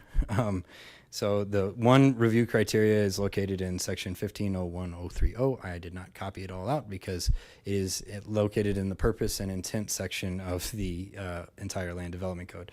Essentially what it says, there's 6 very high level goals. It has a bunch of sub goals associated with all that. Based on the direction that Planning and Zoning Commission goes in, city staff, if we were asked to make a recommendation, we would take a look to see how the request falls in with these criteria. And much like the earlier discussion, we would provide a recommendation for, based off our analysis, does it meet these approval criteria or not? And then finally, depending on the type of change that's proposed, if it's going to create what's called a non-conformity, which means that if there are development applications that are currently under review that would not be able to be permitted under any sort of future changes, there would be a up to 120-day moratorium on development applications. We wouldn't be able to take action on any development applications that could be affected. Council can extend that timeline by another 120 days, and there's some additional technical details in there as well. In this specific case, since the request would be to relax relax restrictions in the zoning district, I don't think that it would result in any nonconformities, but obviously we would take a look at that as well. We would also probably want to provide you with a list. If there were any projects that we had under review, we would want to make sure that you're aware of those projects before moving forward. Okay, so next steps. Depending on how you all would like to move forward, you can take action tonight. You can just discuss it tonight, or you could take action at some future date. And this would apply to any code text amendment that you would want to make.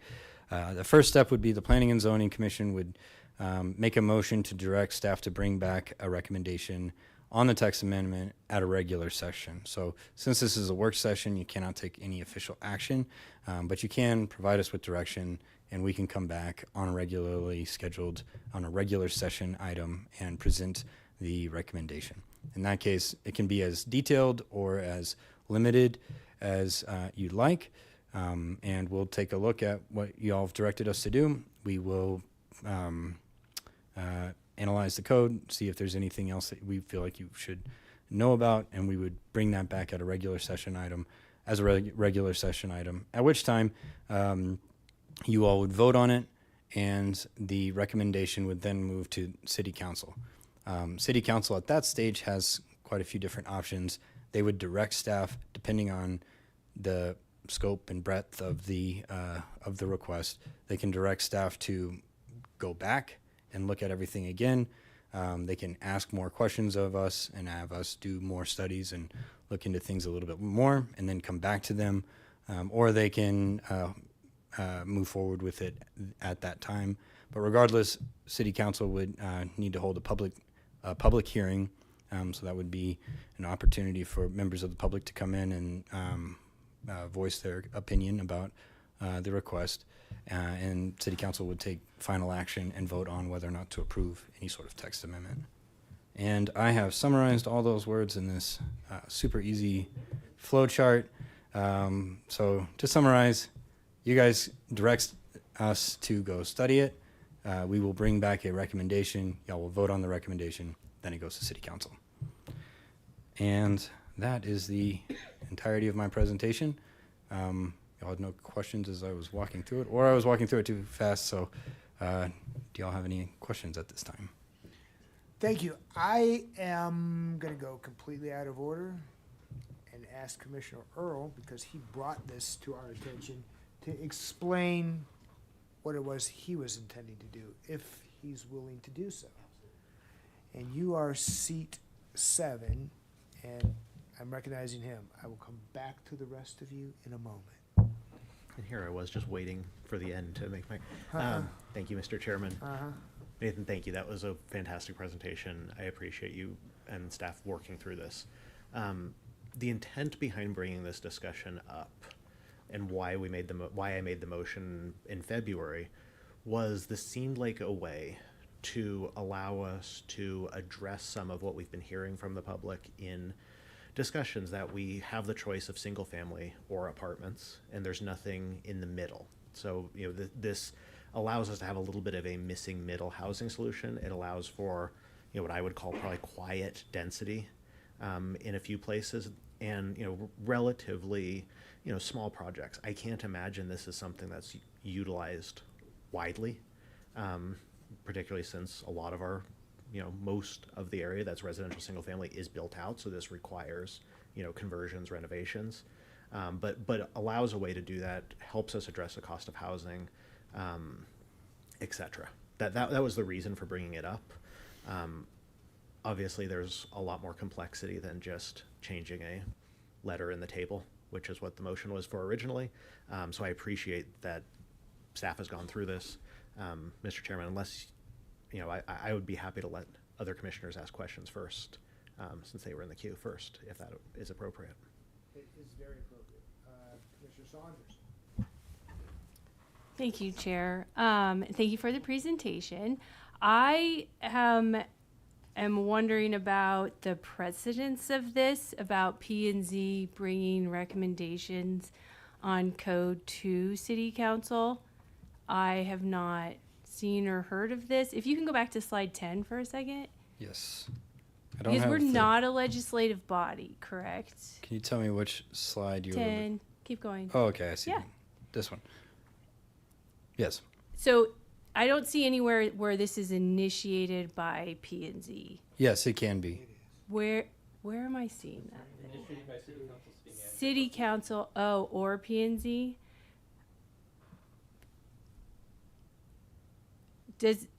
So back to my original question. Is there precedence for this that you guys can think of? Yeah, I'm just concerned because we're not, as a commission, right, we're quasi-judicial, so we're deciding things. We're not creating code, we're not changing code, we're giving, you know, if City Council directed us to do something, then we would give our feedback, but we wouldn't be the initiators of such code change because we're not voted in by the public, right? We're appointed by the people who are voted in by the public. So I feel like this is a little bit of a slippery slope. And so I haven't, but my view is narrow. So I don't know if there's other precedents for this. I'm just concerned. Like Dawn says, if there's something that you can't put your finger on that's like bothering you about it, this is what's bothering me about it. So the code does allow the Planning and Zoning Commission to initiate the process for a text amendment. Okay. But it doesn't give you the ability to adopt a code text amendment. The final decision is still made by the planning or by the City Council. Sure. And you know, they can choose to not hear it at all. Sure. Or they can choose to approve it. So there is the mechanism by which you can move forward if you wanted to. But you're by no means required to. In my experience, sometimes this comes up just by by you're seeing a lot of things or a lot of issues in the code, and maybe you're wanting to, make initiate a quick and easy fix so that you don't have to see the same issue Yeah, over I and over get it. again. Yeah. But and for a bigger policy type things like Yeah. this, again, there are a lot of different ways for you all to move forward, with just directing staff to look into this more. Not sure in terms of how to communicate the request to city council from where we are. And then lastly, I'd just say, in terms of precedent, I have not been here for a super long time, but I saw John working his way down here. do you want to answer that part? I don't think that this is well, I'll let the boss speak. That's always the right play. Let the boss speak. Members of the commission, I'm not familiar standing here right now with any specific motion that was made by the planning commission asking the council to consider code revisions. None are coming to my mind. I just don't remember anything. Sure. But I think Nathan expressed it very well of that. If you kept seeing, for example, like your variances, right, that you're starting to see now as a board of adjustment, if you kept seeing the same variances coming over and over again and you kept approving those, might be something where you might want to act as a group and make a recommendation to direct staff to take up to council to amend that section of the code, because as the board that's been granting variances, this may be a problem for a lot more people and something that isn't enforceable, so why have it?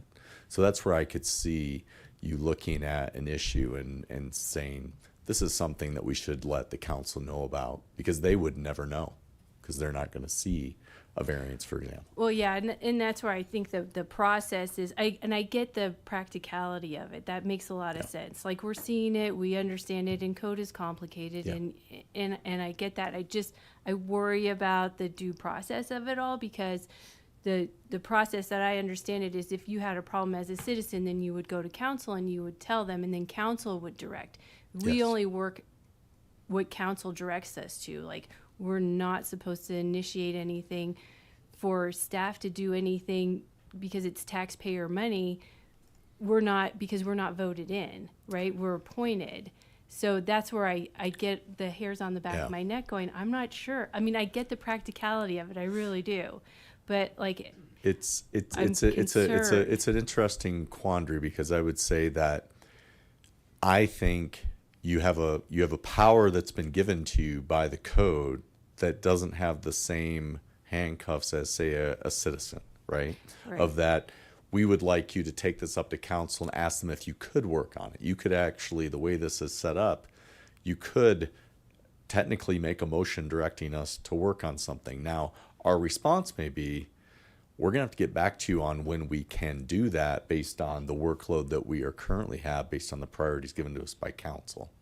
So it may not be that we can get back to you for 6 months or 3 months, depending on the extent of the request.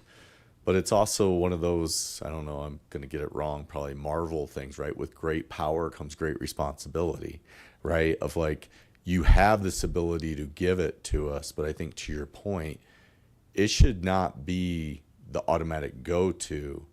It should probably be something you think about and make sure that this is the direction that the commission really wants us to take and use that power, right? Because there is no check on it from that standpoint, other than us saying, we have 4 other priority my projects of concern. councils that we have to get done first before we could get to this.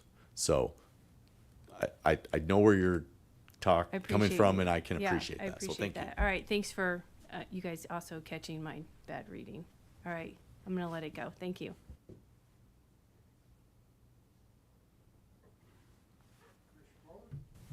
Thank you. Quick question. Do we have a rough idea how many single-family detached qualified, how many are there roughly in the city? I'm thinking when I see townhouses, they're usually 5 or more. And then with the further stipulation that they cannot be stacked,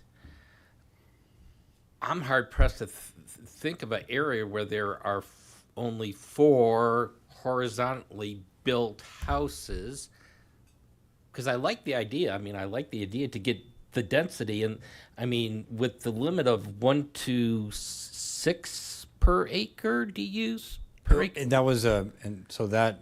And That's Envision Longmont. yeah, that's Envision Longmont. That's not the density requirement in What the is land it? What development. is the density requirement for single family? I would have Is to it take 8? a quick look.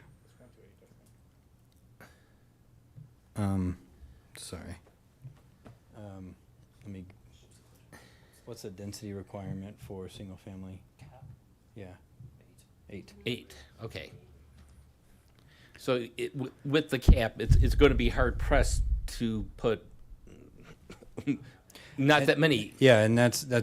part of the I think consideration is that you don't want to just well, I mean you can, but it may not be best practice to make a change and then not take a look at any other of the site's development standards Yeah. because it may be that it's allowed on paper, but it just doesn't. In in reality, reality, it's yeah. impossible.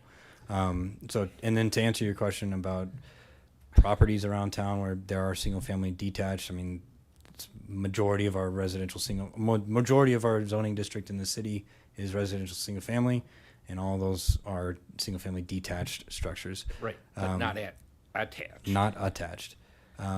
For a developer when they're coming in to redevelop either an existing property or greenfield development, so that's brand new development, they do have a couple of different options in terms of how they want to subdivide their properties, and how they want to move forward with different development standards that might apply. So in certain zoning districts, like the multifamily zoning district, townhouses or something that looks like a townhouse that under our code would qualify as multifamily, it still may be allowed, but it would be subject to multifamily development standards as opposed to the less intense single family attached. And really that's going to, when you're looking at that, what you're looking at is, specifically I'm thinking of our landscaping standards. So we would have very different landscaping standards that would apply to multifamily because that's intended to apply to bigger, again, like garden style apartments, as opposed to just a row of townhouses. And so oftentimes we try to flag that as we're going through the review process and try to either come up with different ways of slicing and dicing the development so that it does kind of meet the code standards that the developer is intending to apply to. But yes, there can be 5 attached. It would just be subject to slightly different code standards. Okay, thank you. And then to get back to Commissioner Saunders, since I've been on, I don't remember us ever making a recommendation. I do know, though, that it has been discussed.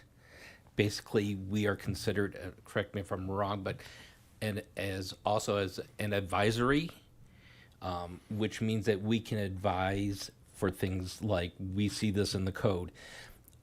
Since it goes to the same place and the city council ultimately approves it, the hair isn't raising on the back of my neck.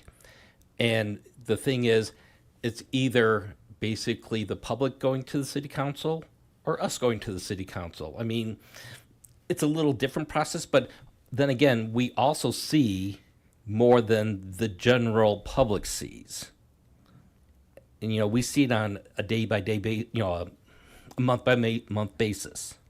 So in the end, since it has to go to city council, and they're the ones who approve it, and they are elected, I don't have a problem with this process.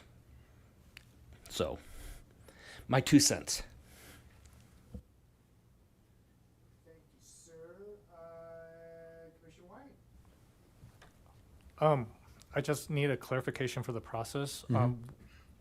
When this, or if this does get to council, does it go through the normal council approval where it goes through multiple readings, or is this a one and done kind of thing? It would go through 2 readings of the ordinance. Okay, I'm trying to figure out if there's multiple opportunities for the publics to have their input in there. And there could be, because again, council can and does handle their meetings however they choose to. So they can choose to pause an item to give more time for public feedback.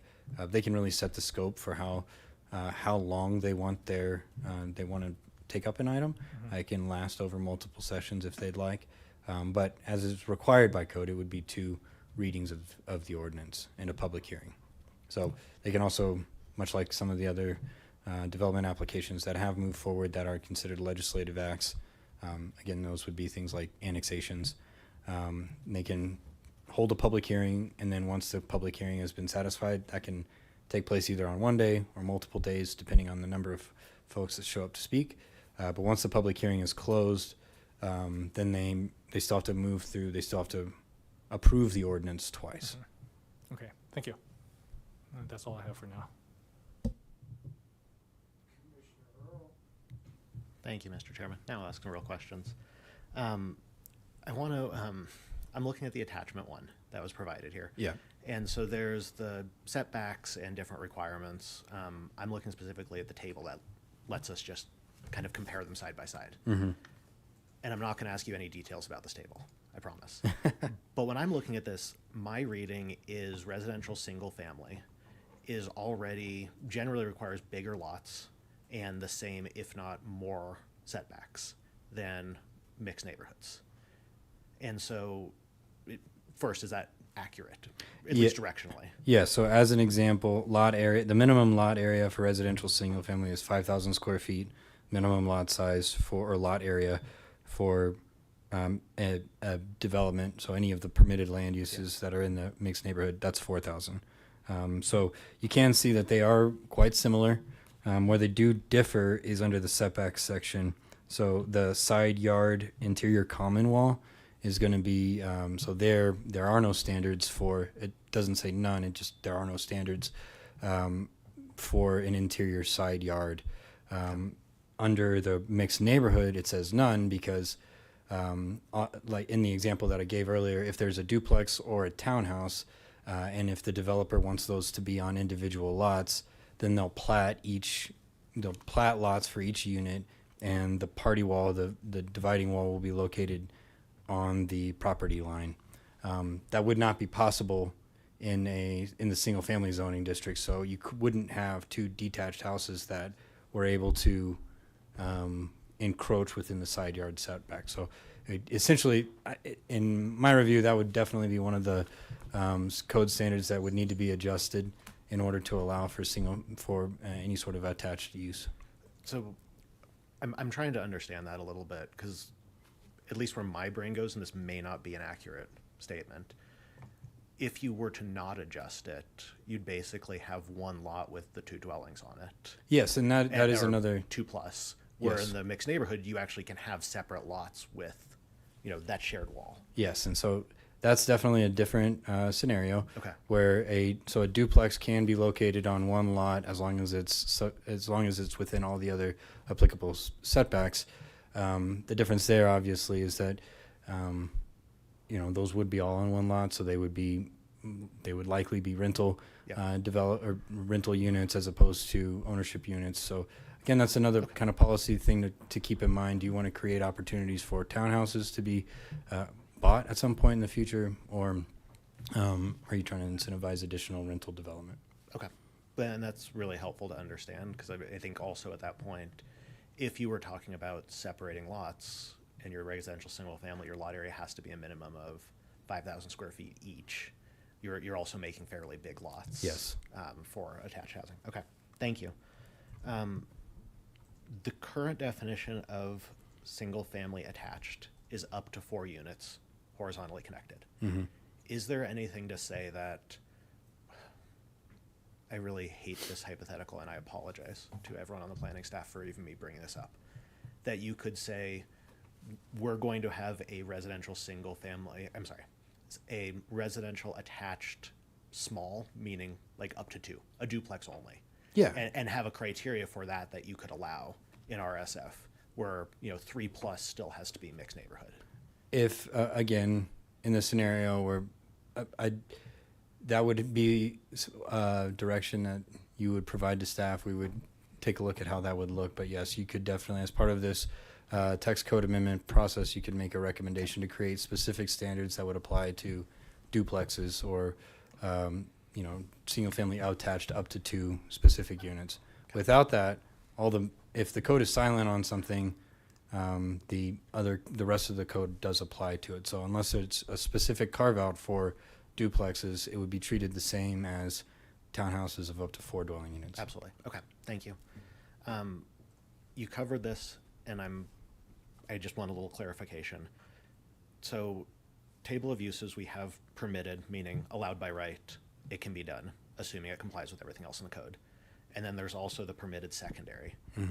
Practical impact if we were to say, single family attached is permitted secondary in RSF instead of just permitted by right. So what that would mean is anytime we see a development application that is listed as a secondary use, we keep track of all the secondary uses that are permitted within a contiguous zoning district area. So if there's an area of town where all the land is contiguous and it's all zoned one thing, we keep track of all the secondary uses that are currently there, and then we try to make sure that secondary uses do not become the majority of uses in the area. So, Is there an objective criteria for that staff uses? we do have some criteria. So anytime, the short answer is yes, we do. And we do have a process by which we track these things. So the practical implications would be if we received a preliminary plat, for example, that would be a development application that you all would see and that you all would be the final decision-making body on. Before that comes to you, we would do an analysis to make sure that if it was a secondary, if the majority of the uses that were in that plat were secondary uses, we would just make sure that it fits in and plays nicely with the rest of the secondary uses everywhere else. If we ever got to a point where secondary uses took up a majority of the area, then we would come back to you and say, if you do approve this preliminary plat, just know that the secondary uses are going to make up a majority of the uses in that area, and there may not be any opportunity for the primary uses to develop. Very related question, slightly different. A permitted secondary use doesn't mean it has to go to the P&Z Commission. Correct. Unless there's something else about it that requires it to do so. Unless it's a conditional use. So, Okay, yep. So where it does get a little weedsy, but there are some uses that are just conditional uses, Yep. and those are uses that y'all approve, and then there's conditional secondary. So that's kind of the two-part. Like it is also a secondary use, and it requires commission approval. Okay, thank you. That's enormously helpful. The whole presentation's wonderful. Thank you. I really appreciate going through it. Just briefly, Commissioner Saunders and Poland, you both brought up our authority to do so. This might be just as a new commission member, but when I was applying, I looked at Chapter 2.32 of the Municipal Code, which established why P&Z exists and its purpose. Which is to, quote, review and advise council on all public and private activities involving the physical, social, and economic development of the city, which is actually fairly wide-reaching, that we have the ability to do. And our functions and duties, one of them is consider changes in zoning ordinance and make recommendations to the city council, where what we think of, or what I think of as the primary function is review and act on development applications is C in our list of functions. That's D. So they're, at least in how we were established, they're very similar.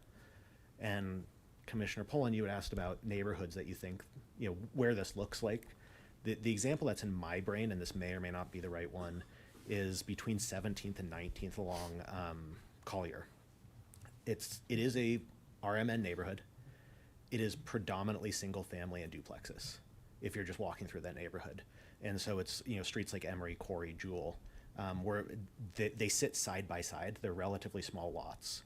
And to me, that's kind of the thinking behind this is single family and duplexes, where you have a character of a single family neighborhood. You're not disrupting that character, but you do allow for some extra density there. So that's where my brain is. Whether or not that's exactly what the code we're talking about is different. But so, thank you. I'm going to trump for a minute. I think I'm probably going to No, cut go you ahead, off, which is, I found this section, it's 1502060D that specifically allows P&Z to initiate statutory or ordinance proposals. My question for staff, though, is there an ability to predict where this might grow, and what its impacts in terms of two things, density and cost might be? Or do we just release this virus into the environment and hope for the best? I mean, is there any way to predict how this might actually work? Well, there probably are. I would say that the best course of action is probably to direct staff to look at that specifically as part of your motion, because that would give us the opportunity. Like, I wouldn't be able to answer that question right now, but off the top of my head, we would want to look at what existing parcels are large enough. The comprehensive plan does also identify areas of change and areas of stability. So we would probably look at the areas of change and look to see how many undeveloped parcels are there in that area, how many developed parcels are developed with only single-family detached uses, but are, that the lot characteristics are large enough to where, a duplex could be built on that lot. So there are ways that we can look into it. Again, to Don's point, that may take us a month. It may take us, depending on the type of direction that you send us on, it could take quite a while for us to come back with a response. That specifically was my question, is whether or not you can do that science. Sounds like you can. Commissioner Saunders. Thank you, Chair.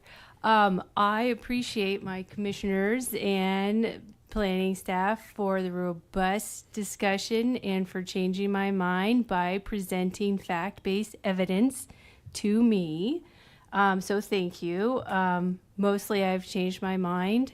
I still think I'm going to think on it a little bit, even though it's written here in black and white in code, that the procedure is fine. I will say that to this specific point that, the word just last, character of the single family district, I think would be one of my biggest concerns in trying to, which I think is a good idea too, about bringing in a higher density, if you will, to get that missing middle, which I think Commissioner Harold has a great idea. So I think that would be my 2 cents if it were the character. Thank you.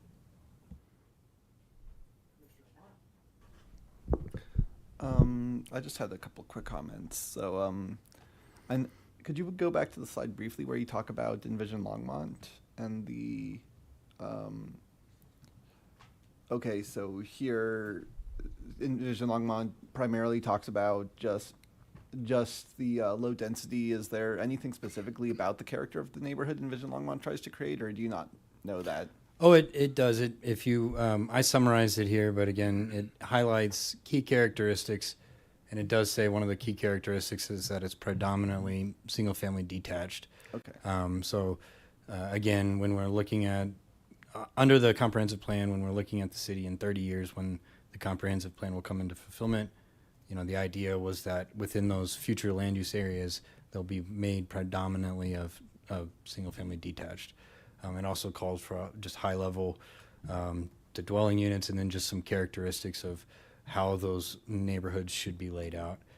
And again, as we mentioned in the earlier presentation, we look at the Envision Longmont plan to guide both our recommendations at the staff level, and then to help the decision makers to come up with their determinations. So if there was a request that was blatantly out of line with what the future land use called for, then we would highlight that. That's a document that was approved by the city council, and that's intended to guide all of our decisions. So we wouldn't want there to be any sort of conflicts between what the comprehensive plan is saying and then what type of development applications we're approving. There is, for what it's worth, there is a process for updating the comprehensive plan.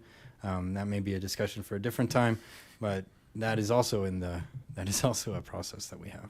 Okay. That makes sense. Thank you. So I guess, as like a general comment, that at least to me it seems like we wouldn't want to try to update the comprehensive plan if we were to do this. Just thinking about if we were to do this, I don't think we need to touch Envision Longmont. And I don't think it would make sense, at least to me, to try to change density or anything like that. I wonder if there is some way to look at feasibility of like within the existing constraints, within some of those existing constraints, if these types of developments would be like possible, like within the current constraints, but you are allowed to build attached and the lot size setback has changed. Would you actually be able to build the attached and with the 1 to 8 DU per acre? If we do end up making a motion, that might be something to like do a feasibility study. The other comment I had was, since it was mentioned that other cities have made similar changes, I wonder if it might be worth having staff, or if we do end up deciding to pursue this, having staff make a summary of what those changes are to first inform the feasibility and what types of changes other cities made, so that we're not trying to do this blindly. There is some precedent in the area that we could look at. It might be a useful thought. That was the only comments I had. Thank you. Commissioner White? I think. No. Polling.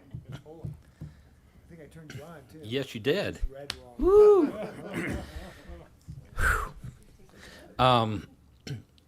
Quick question. Is it safe to assume that in some of our older neighborhoods that we already have things like duplexes intermixed with single-family houses? That is likely correct, yes. Okay. So the precedent is kind of already here in the city. Plus, in a way, and this is my comment, this is also like almost like accessory dwelling units, kind of taking it a little different look at that. But so I would be for moving forward with this being looked at.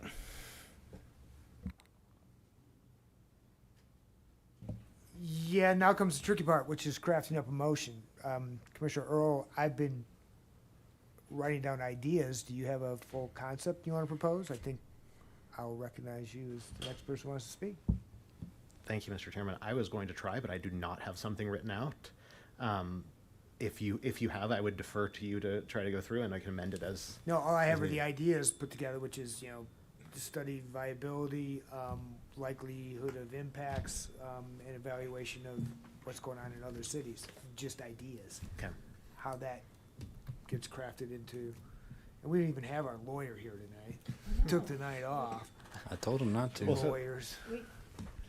I thought we can't do motions or vote on anything. No, we can make a referral to staff that we, Okay, so that no was, voting. Well, we're not voting to approve any changes. We're I thought no a motion would be motions either. just to bring it back to us. I didn't think we could do motions either. yes, This is motion just to sitting. have staff study further. We could do that. Without telling you what the motion will be, it would be to direct staff to prepare an item to bring it back to a regular session where you can take action. Can't take action on any recommendations or approval of anything, but you can say, we want to put this on a future agenda item, and we wanted to. That's all it is. Right. Similar to if it comes under items from commission.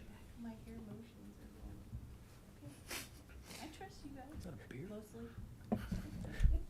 I was just going to add, sorry to interject, and I think Nathan mentioned this before, but the other direction could be if you need more information before you want to see any form of draft, that would be an option as well. You want to see feasibility, you mentioned a handful. You could request that. We could bring it back in another session like this so that you could chew on it before you specifically request us to bring back language for consideration. Mr. Chair, do you want me to vacate the floor for the moment, or?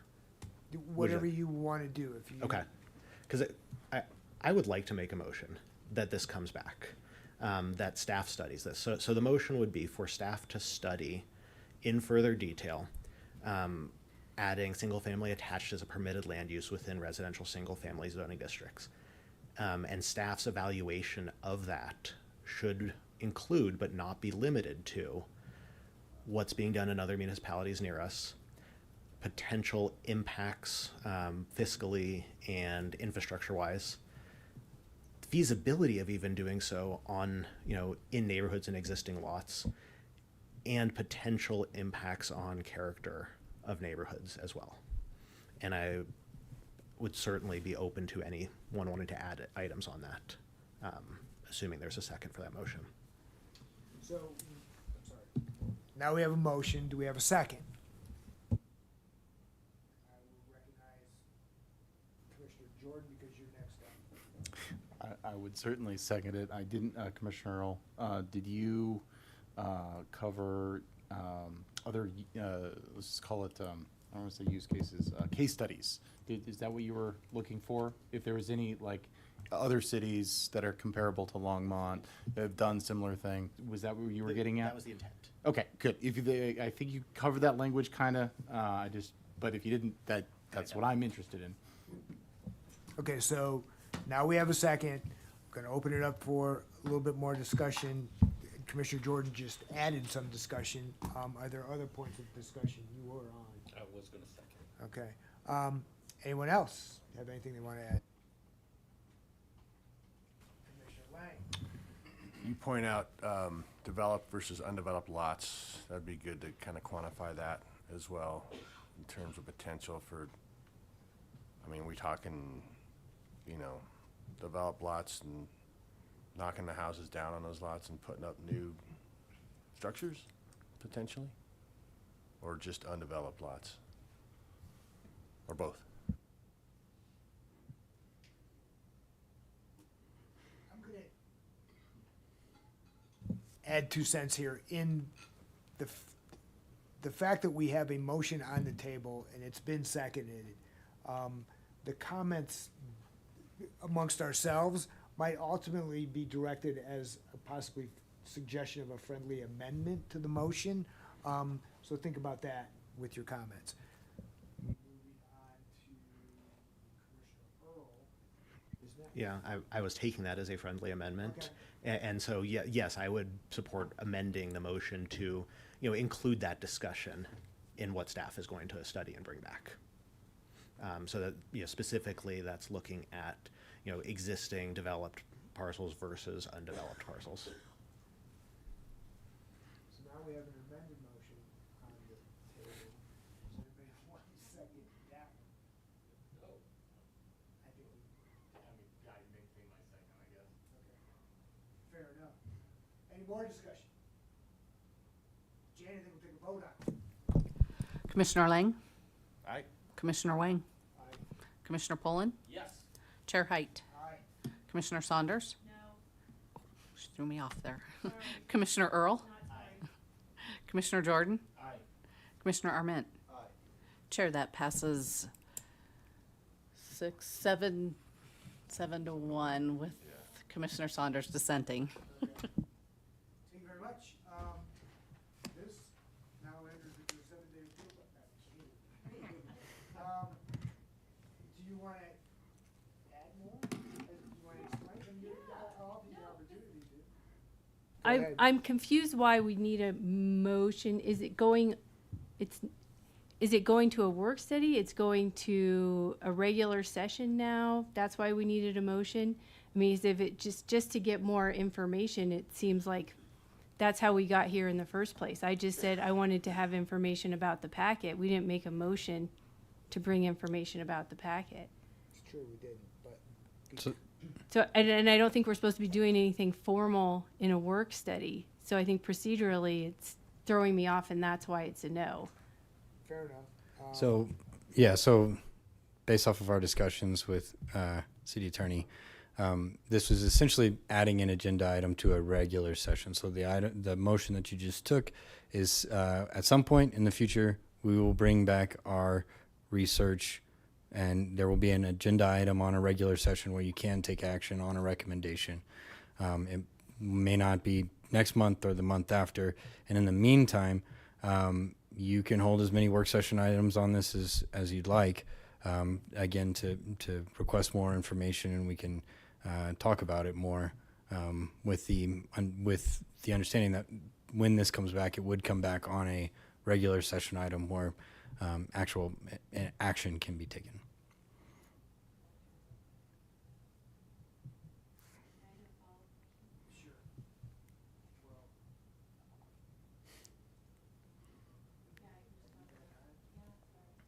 All sorry. So was that the intent then, to go to a regular session to decide on something, not get information back in a work study? Thank you, Mr. Chairman. Commissioner Saunders, the motion was actually intentionally vague, that staff was to study and bring it back to us. And so the way I worded it was such that if we felt like we had enough information to make a decision, it could come back in a regular session. If staff felt like they needed to clarify along the way, they could bring it back in study session. But if we ultimately decide it's worth having a formal discussion about, we have to do so in a regular session.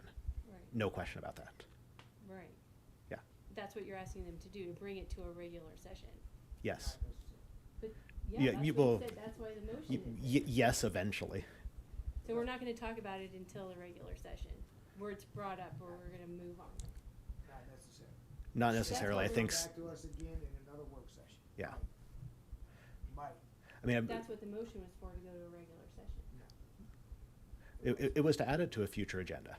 Future, Oh, so being it's up to ambiguous. you to decide if it's I mean, work or regular. Okay. based on the I discussion guess that we. that's why my no is Yeah, a no. no. Well, I mean, so at some point this goes to a regular session meeting to be discussed and voted on. Maybe, Well, correct. okay. We've given the guidance to do that.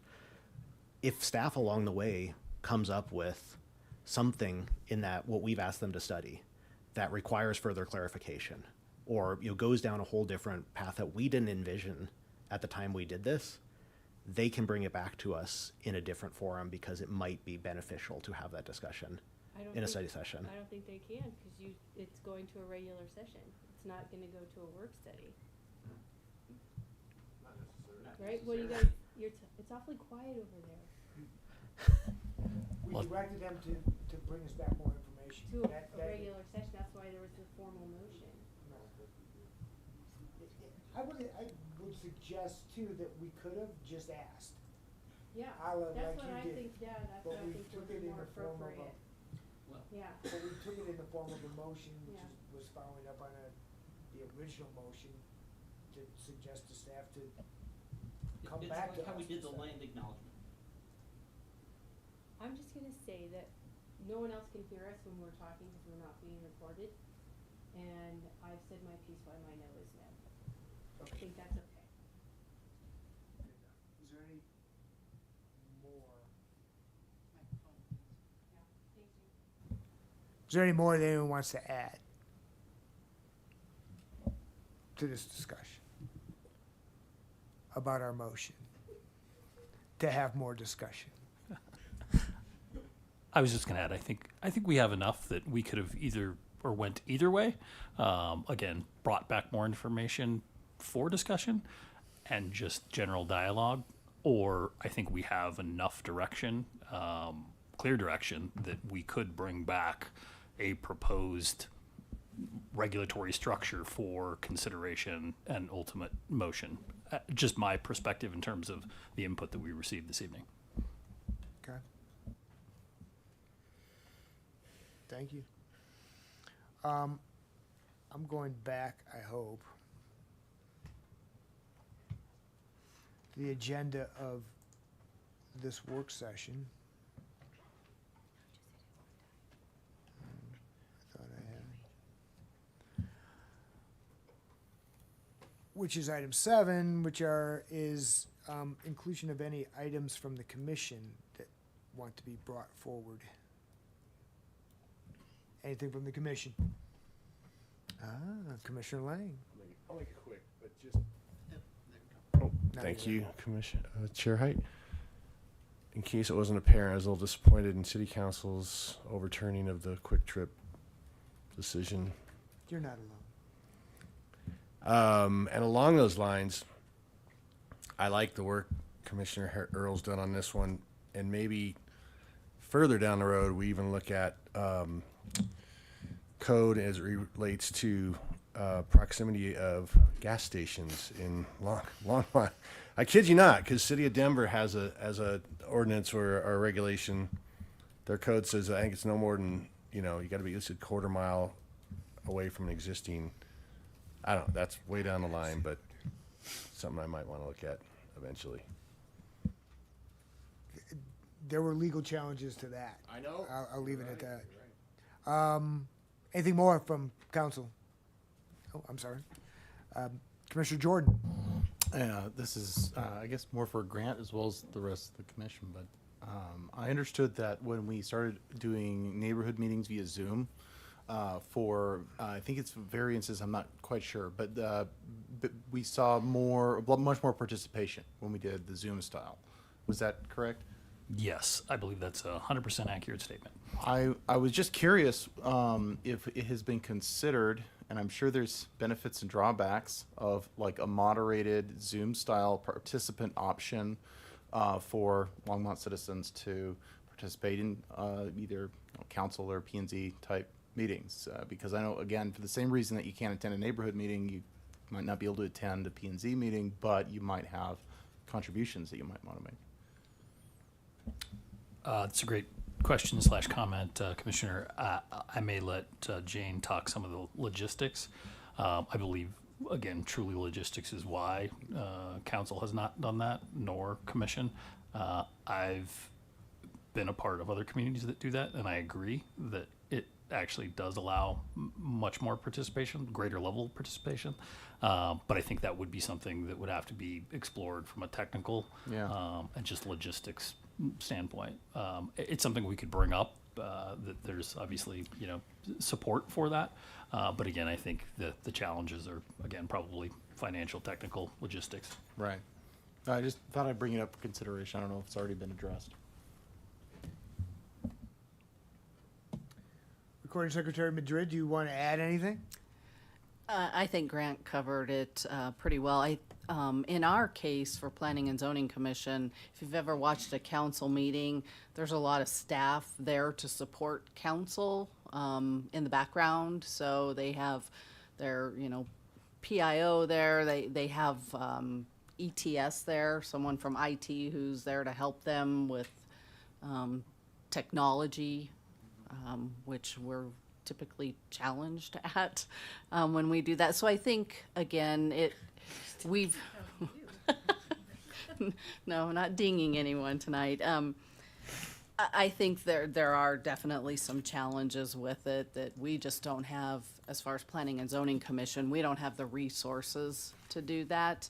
I mean, it would be great on some of the big ticket items that we know come to the commission. But I don't foresee it in the near future on the commission, unless I would let city council move forward with it and get it nailed down before we bring it to our side, because I think it would require more staffing, city staff available to do that. So letting the city council. Anything more? Director Padlin? Since Commissioner Lang opened the door, I'll raise that Councilmember McCoy actually requested that the Sustainability Advisory Board explore options for, I'll say, additional regulations concerning location criteria, et cetera, of gasoline fueling stations. The advisory board has met, I believe, twice now for discussion, and they are going to put forth a formal position to council. So that may end up back before this commission at some point. The only thing I have is, I'll say, any plans that we had in terms of making a schedule, similar to, I think, a couple months ago, has pretty much gone out the window. We have more unknowns than knowns right now, as it relates to specific, land use applications. So I'd love to give you a preview, but I have no preview to give. But I would also add that I think it was pretty clear that the commission would love to have some more dialogue, whether it's in executive session or otherwise, about things like making motions, et cetera. Took some good notes, so I'll coordinate with Jeremy and see if we can get something on the schedule in the format of, again, either a work session or exec session in the future. That's all I have. cats have been herded, and now we let them out. Thank you all. Where's my gavel? Took my gavel. I can't gavel anymore. We're adjourned. Thank you all.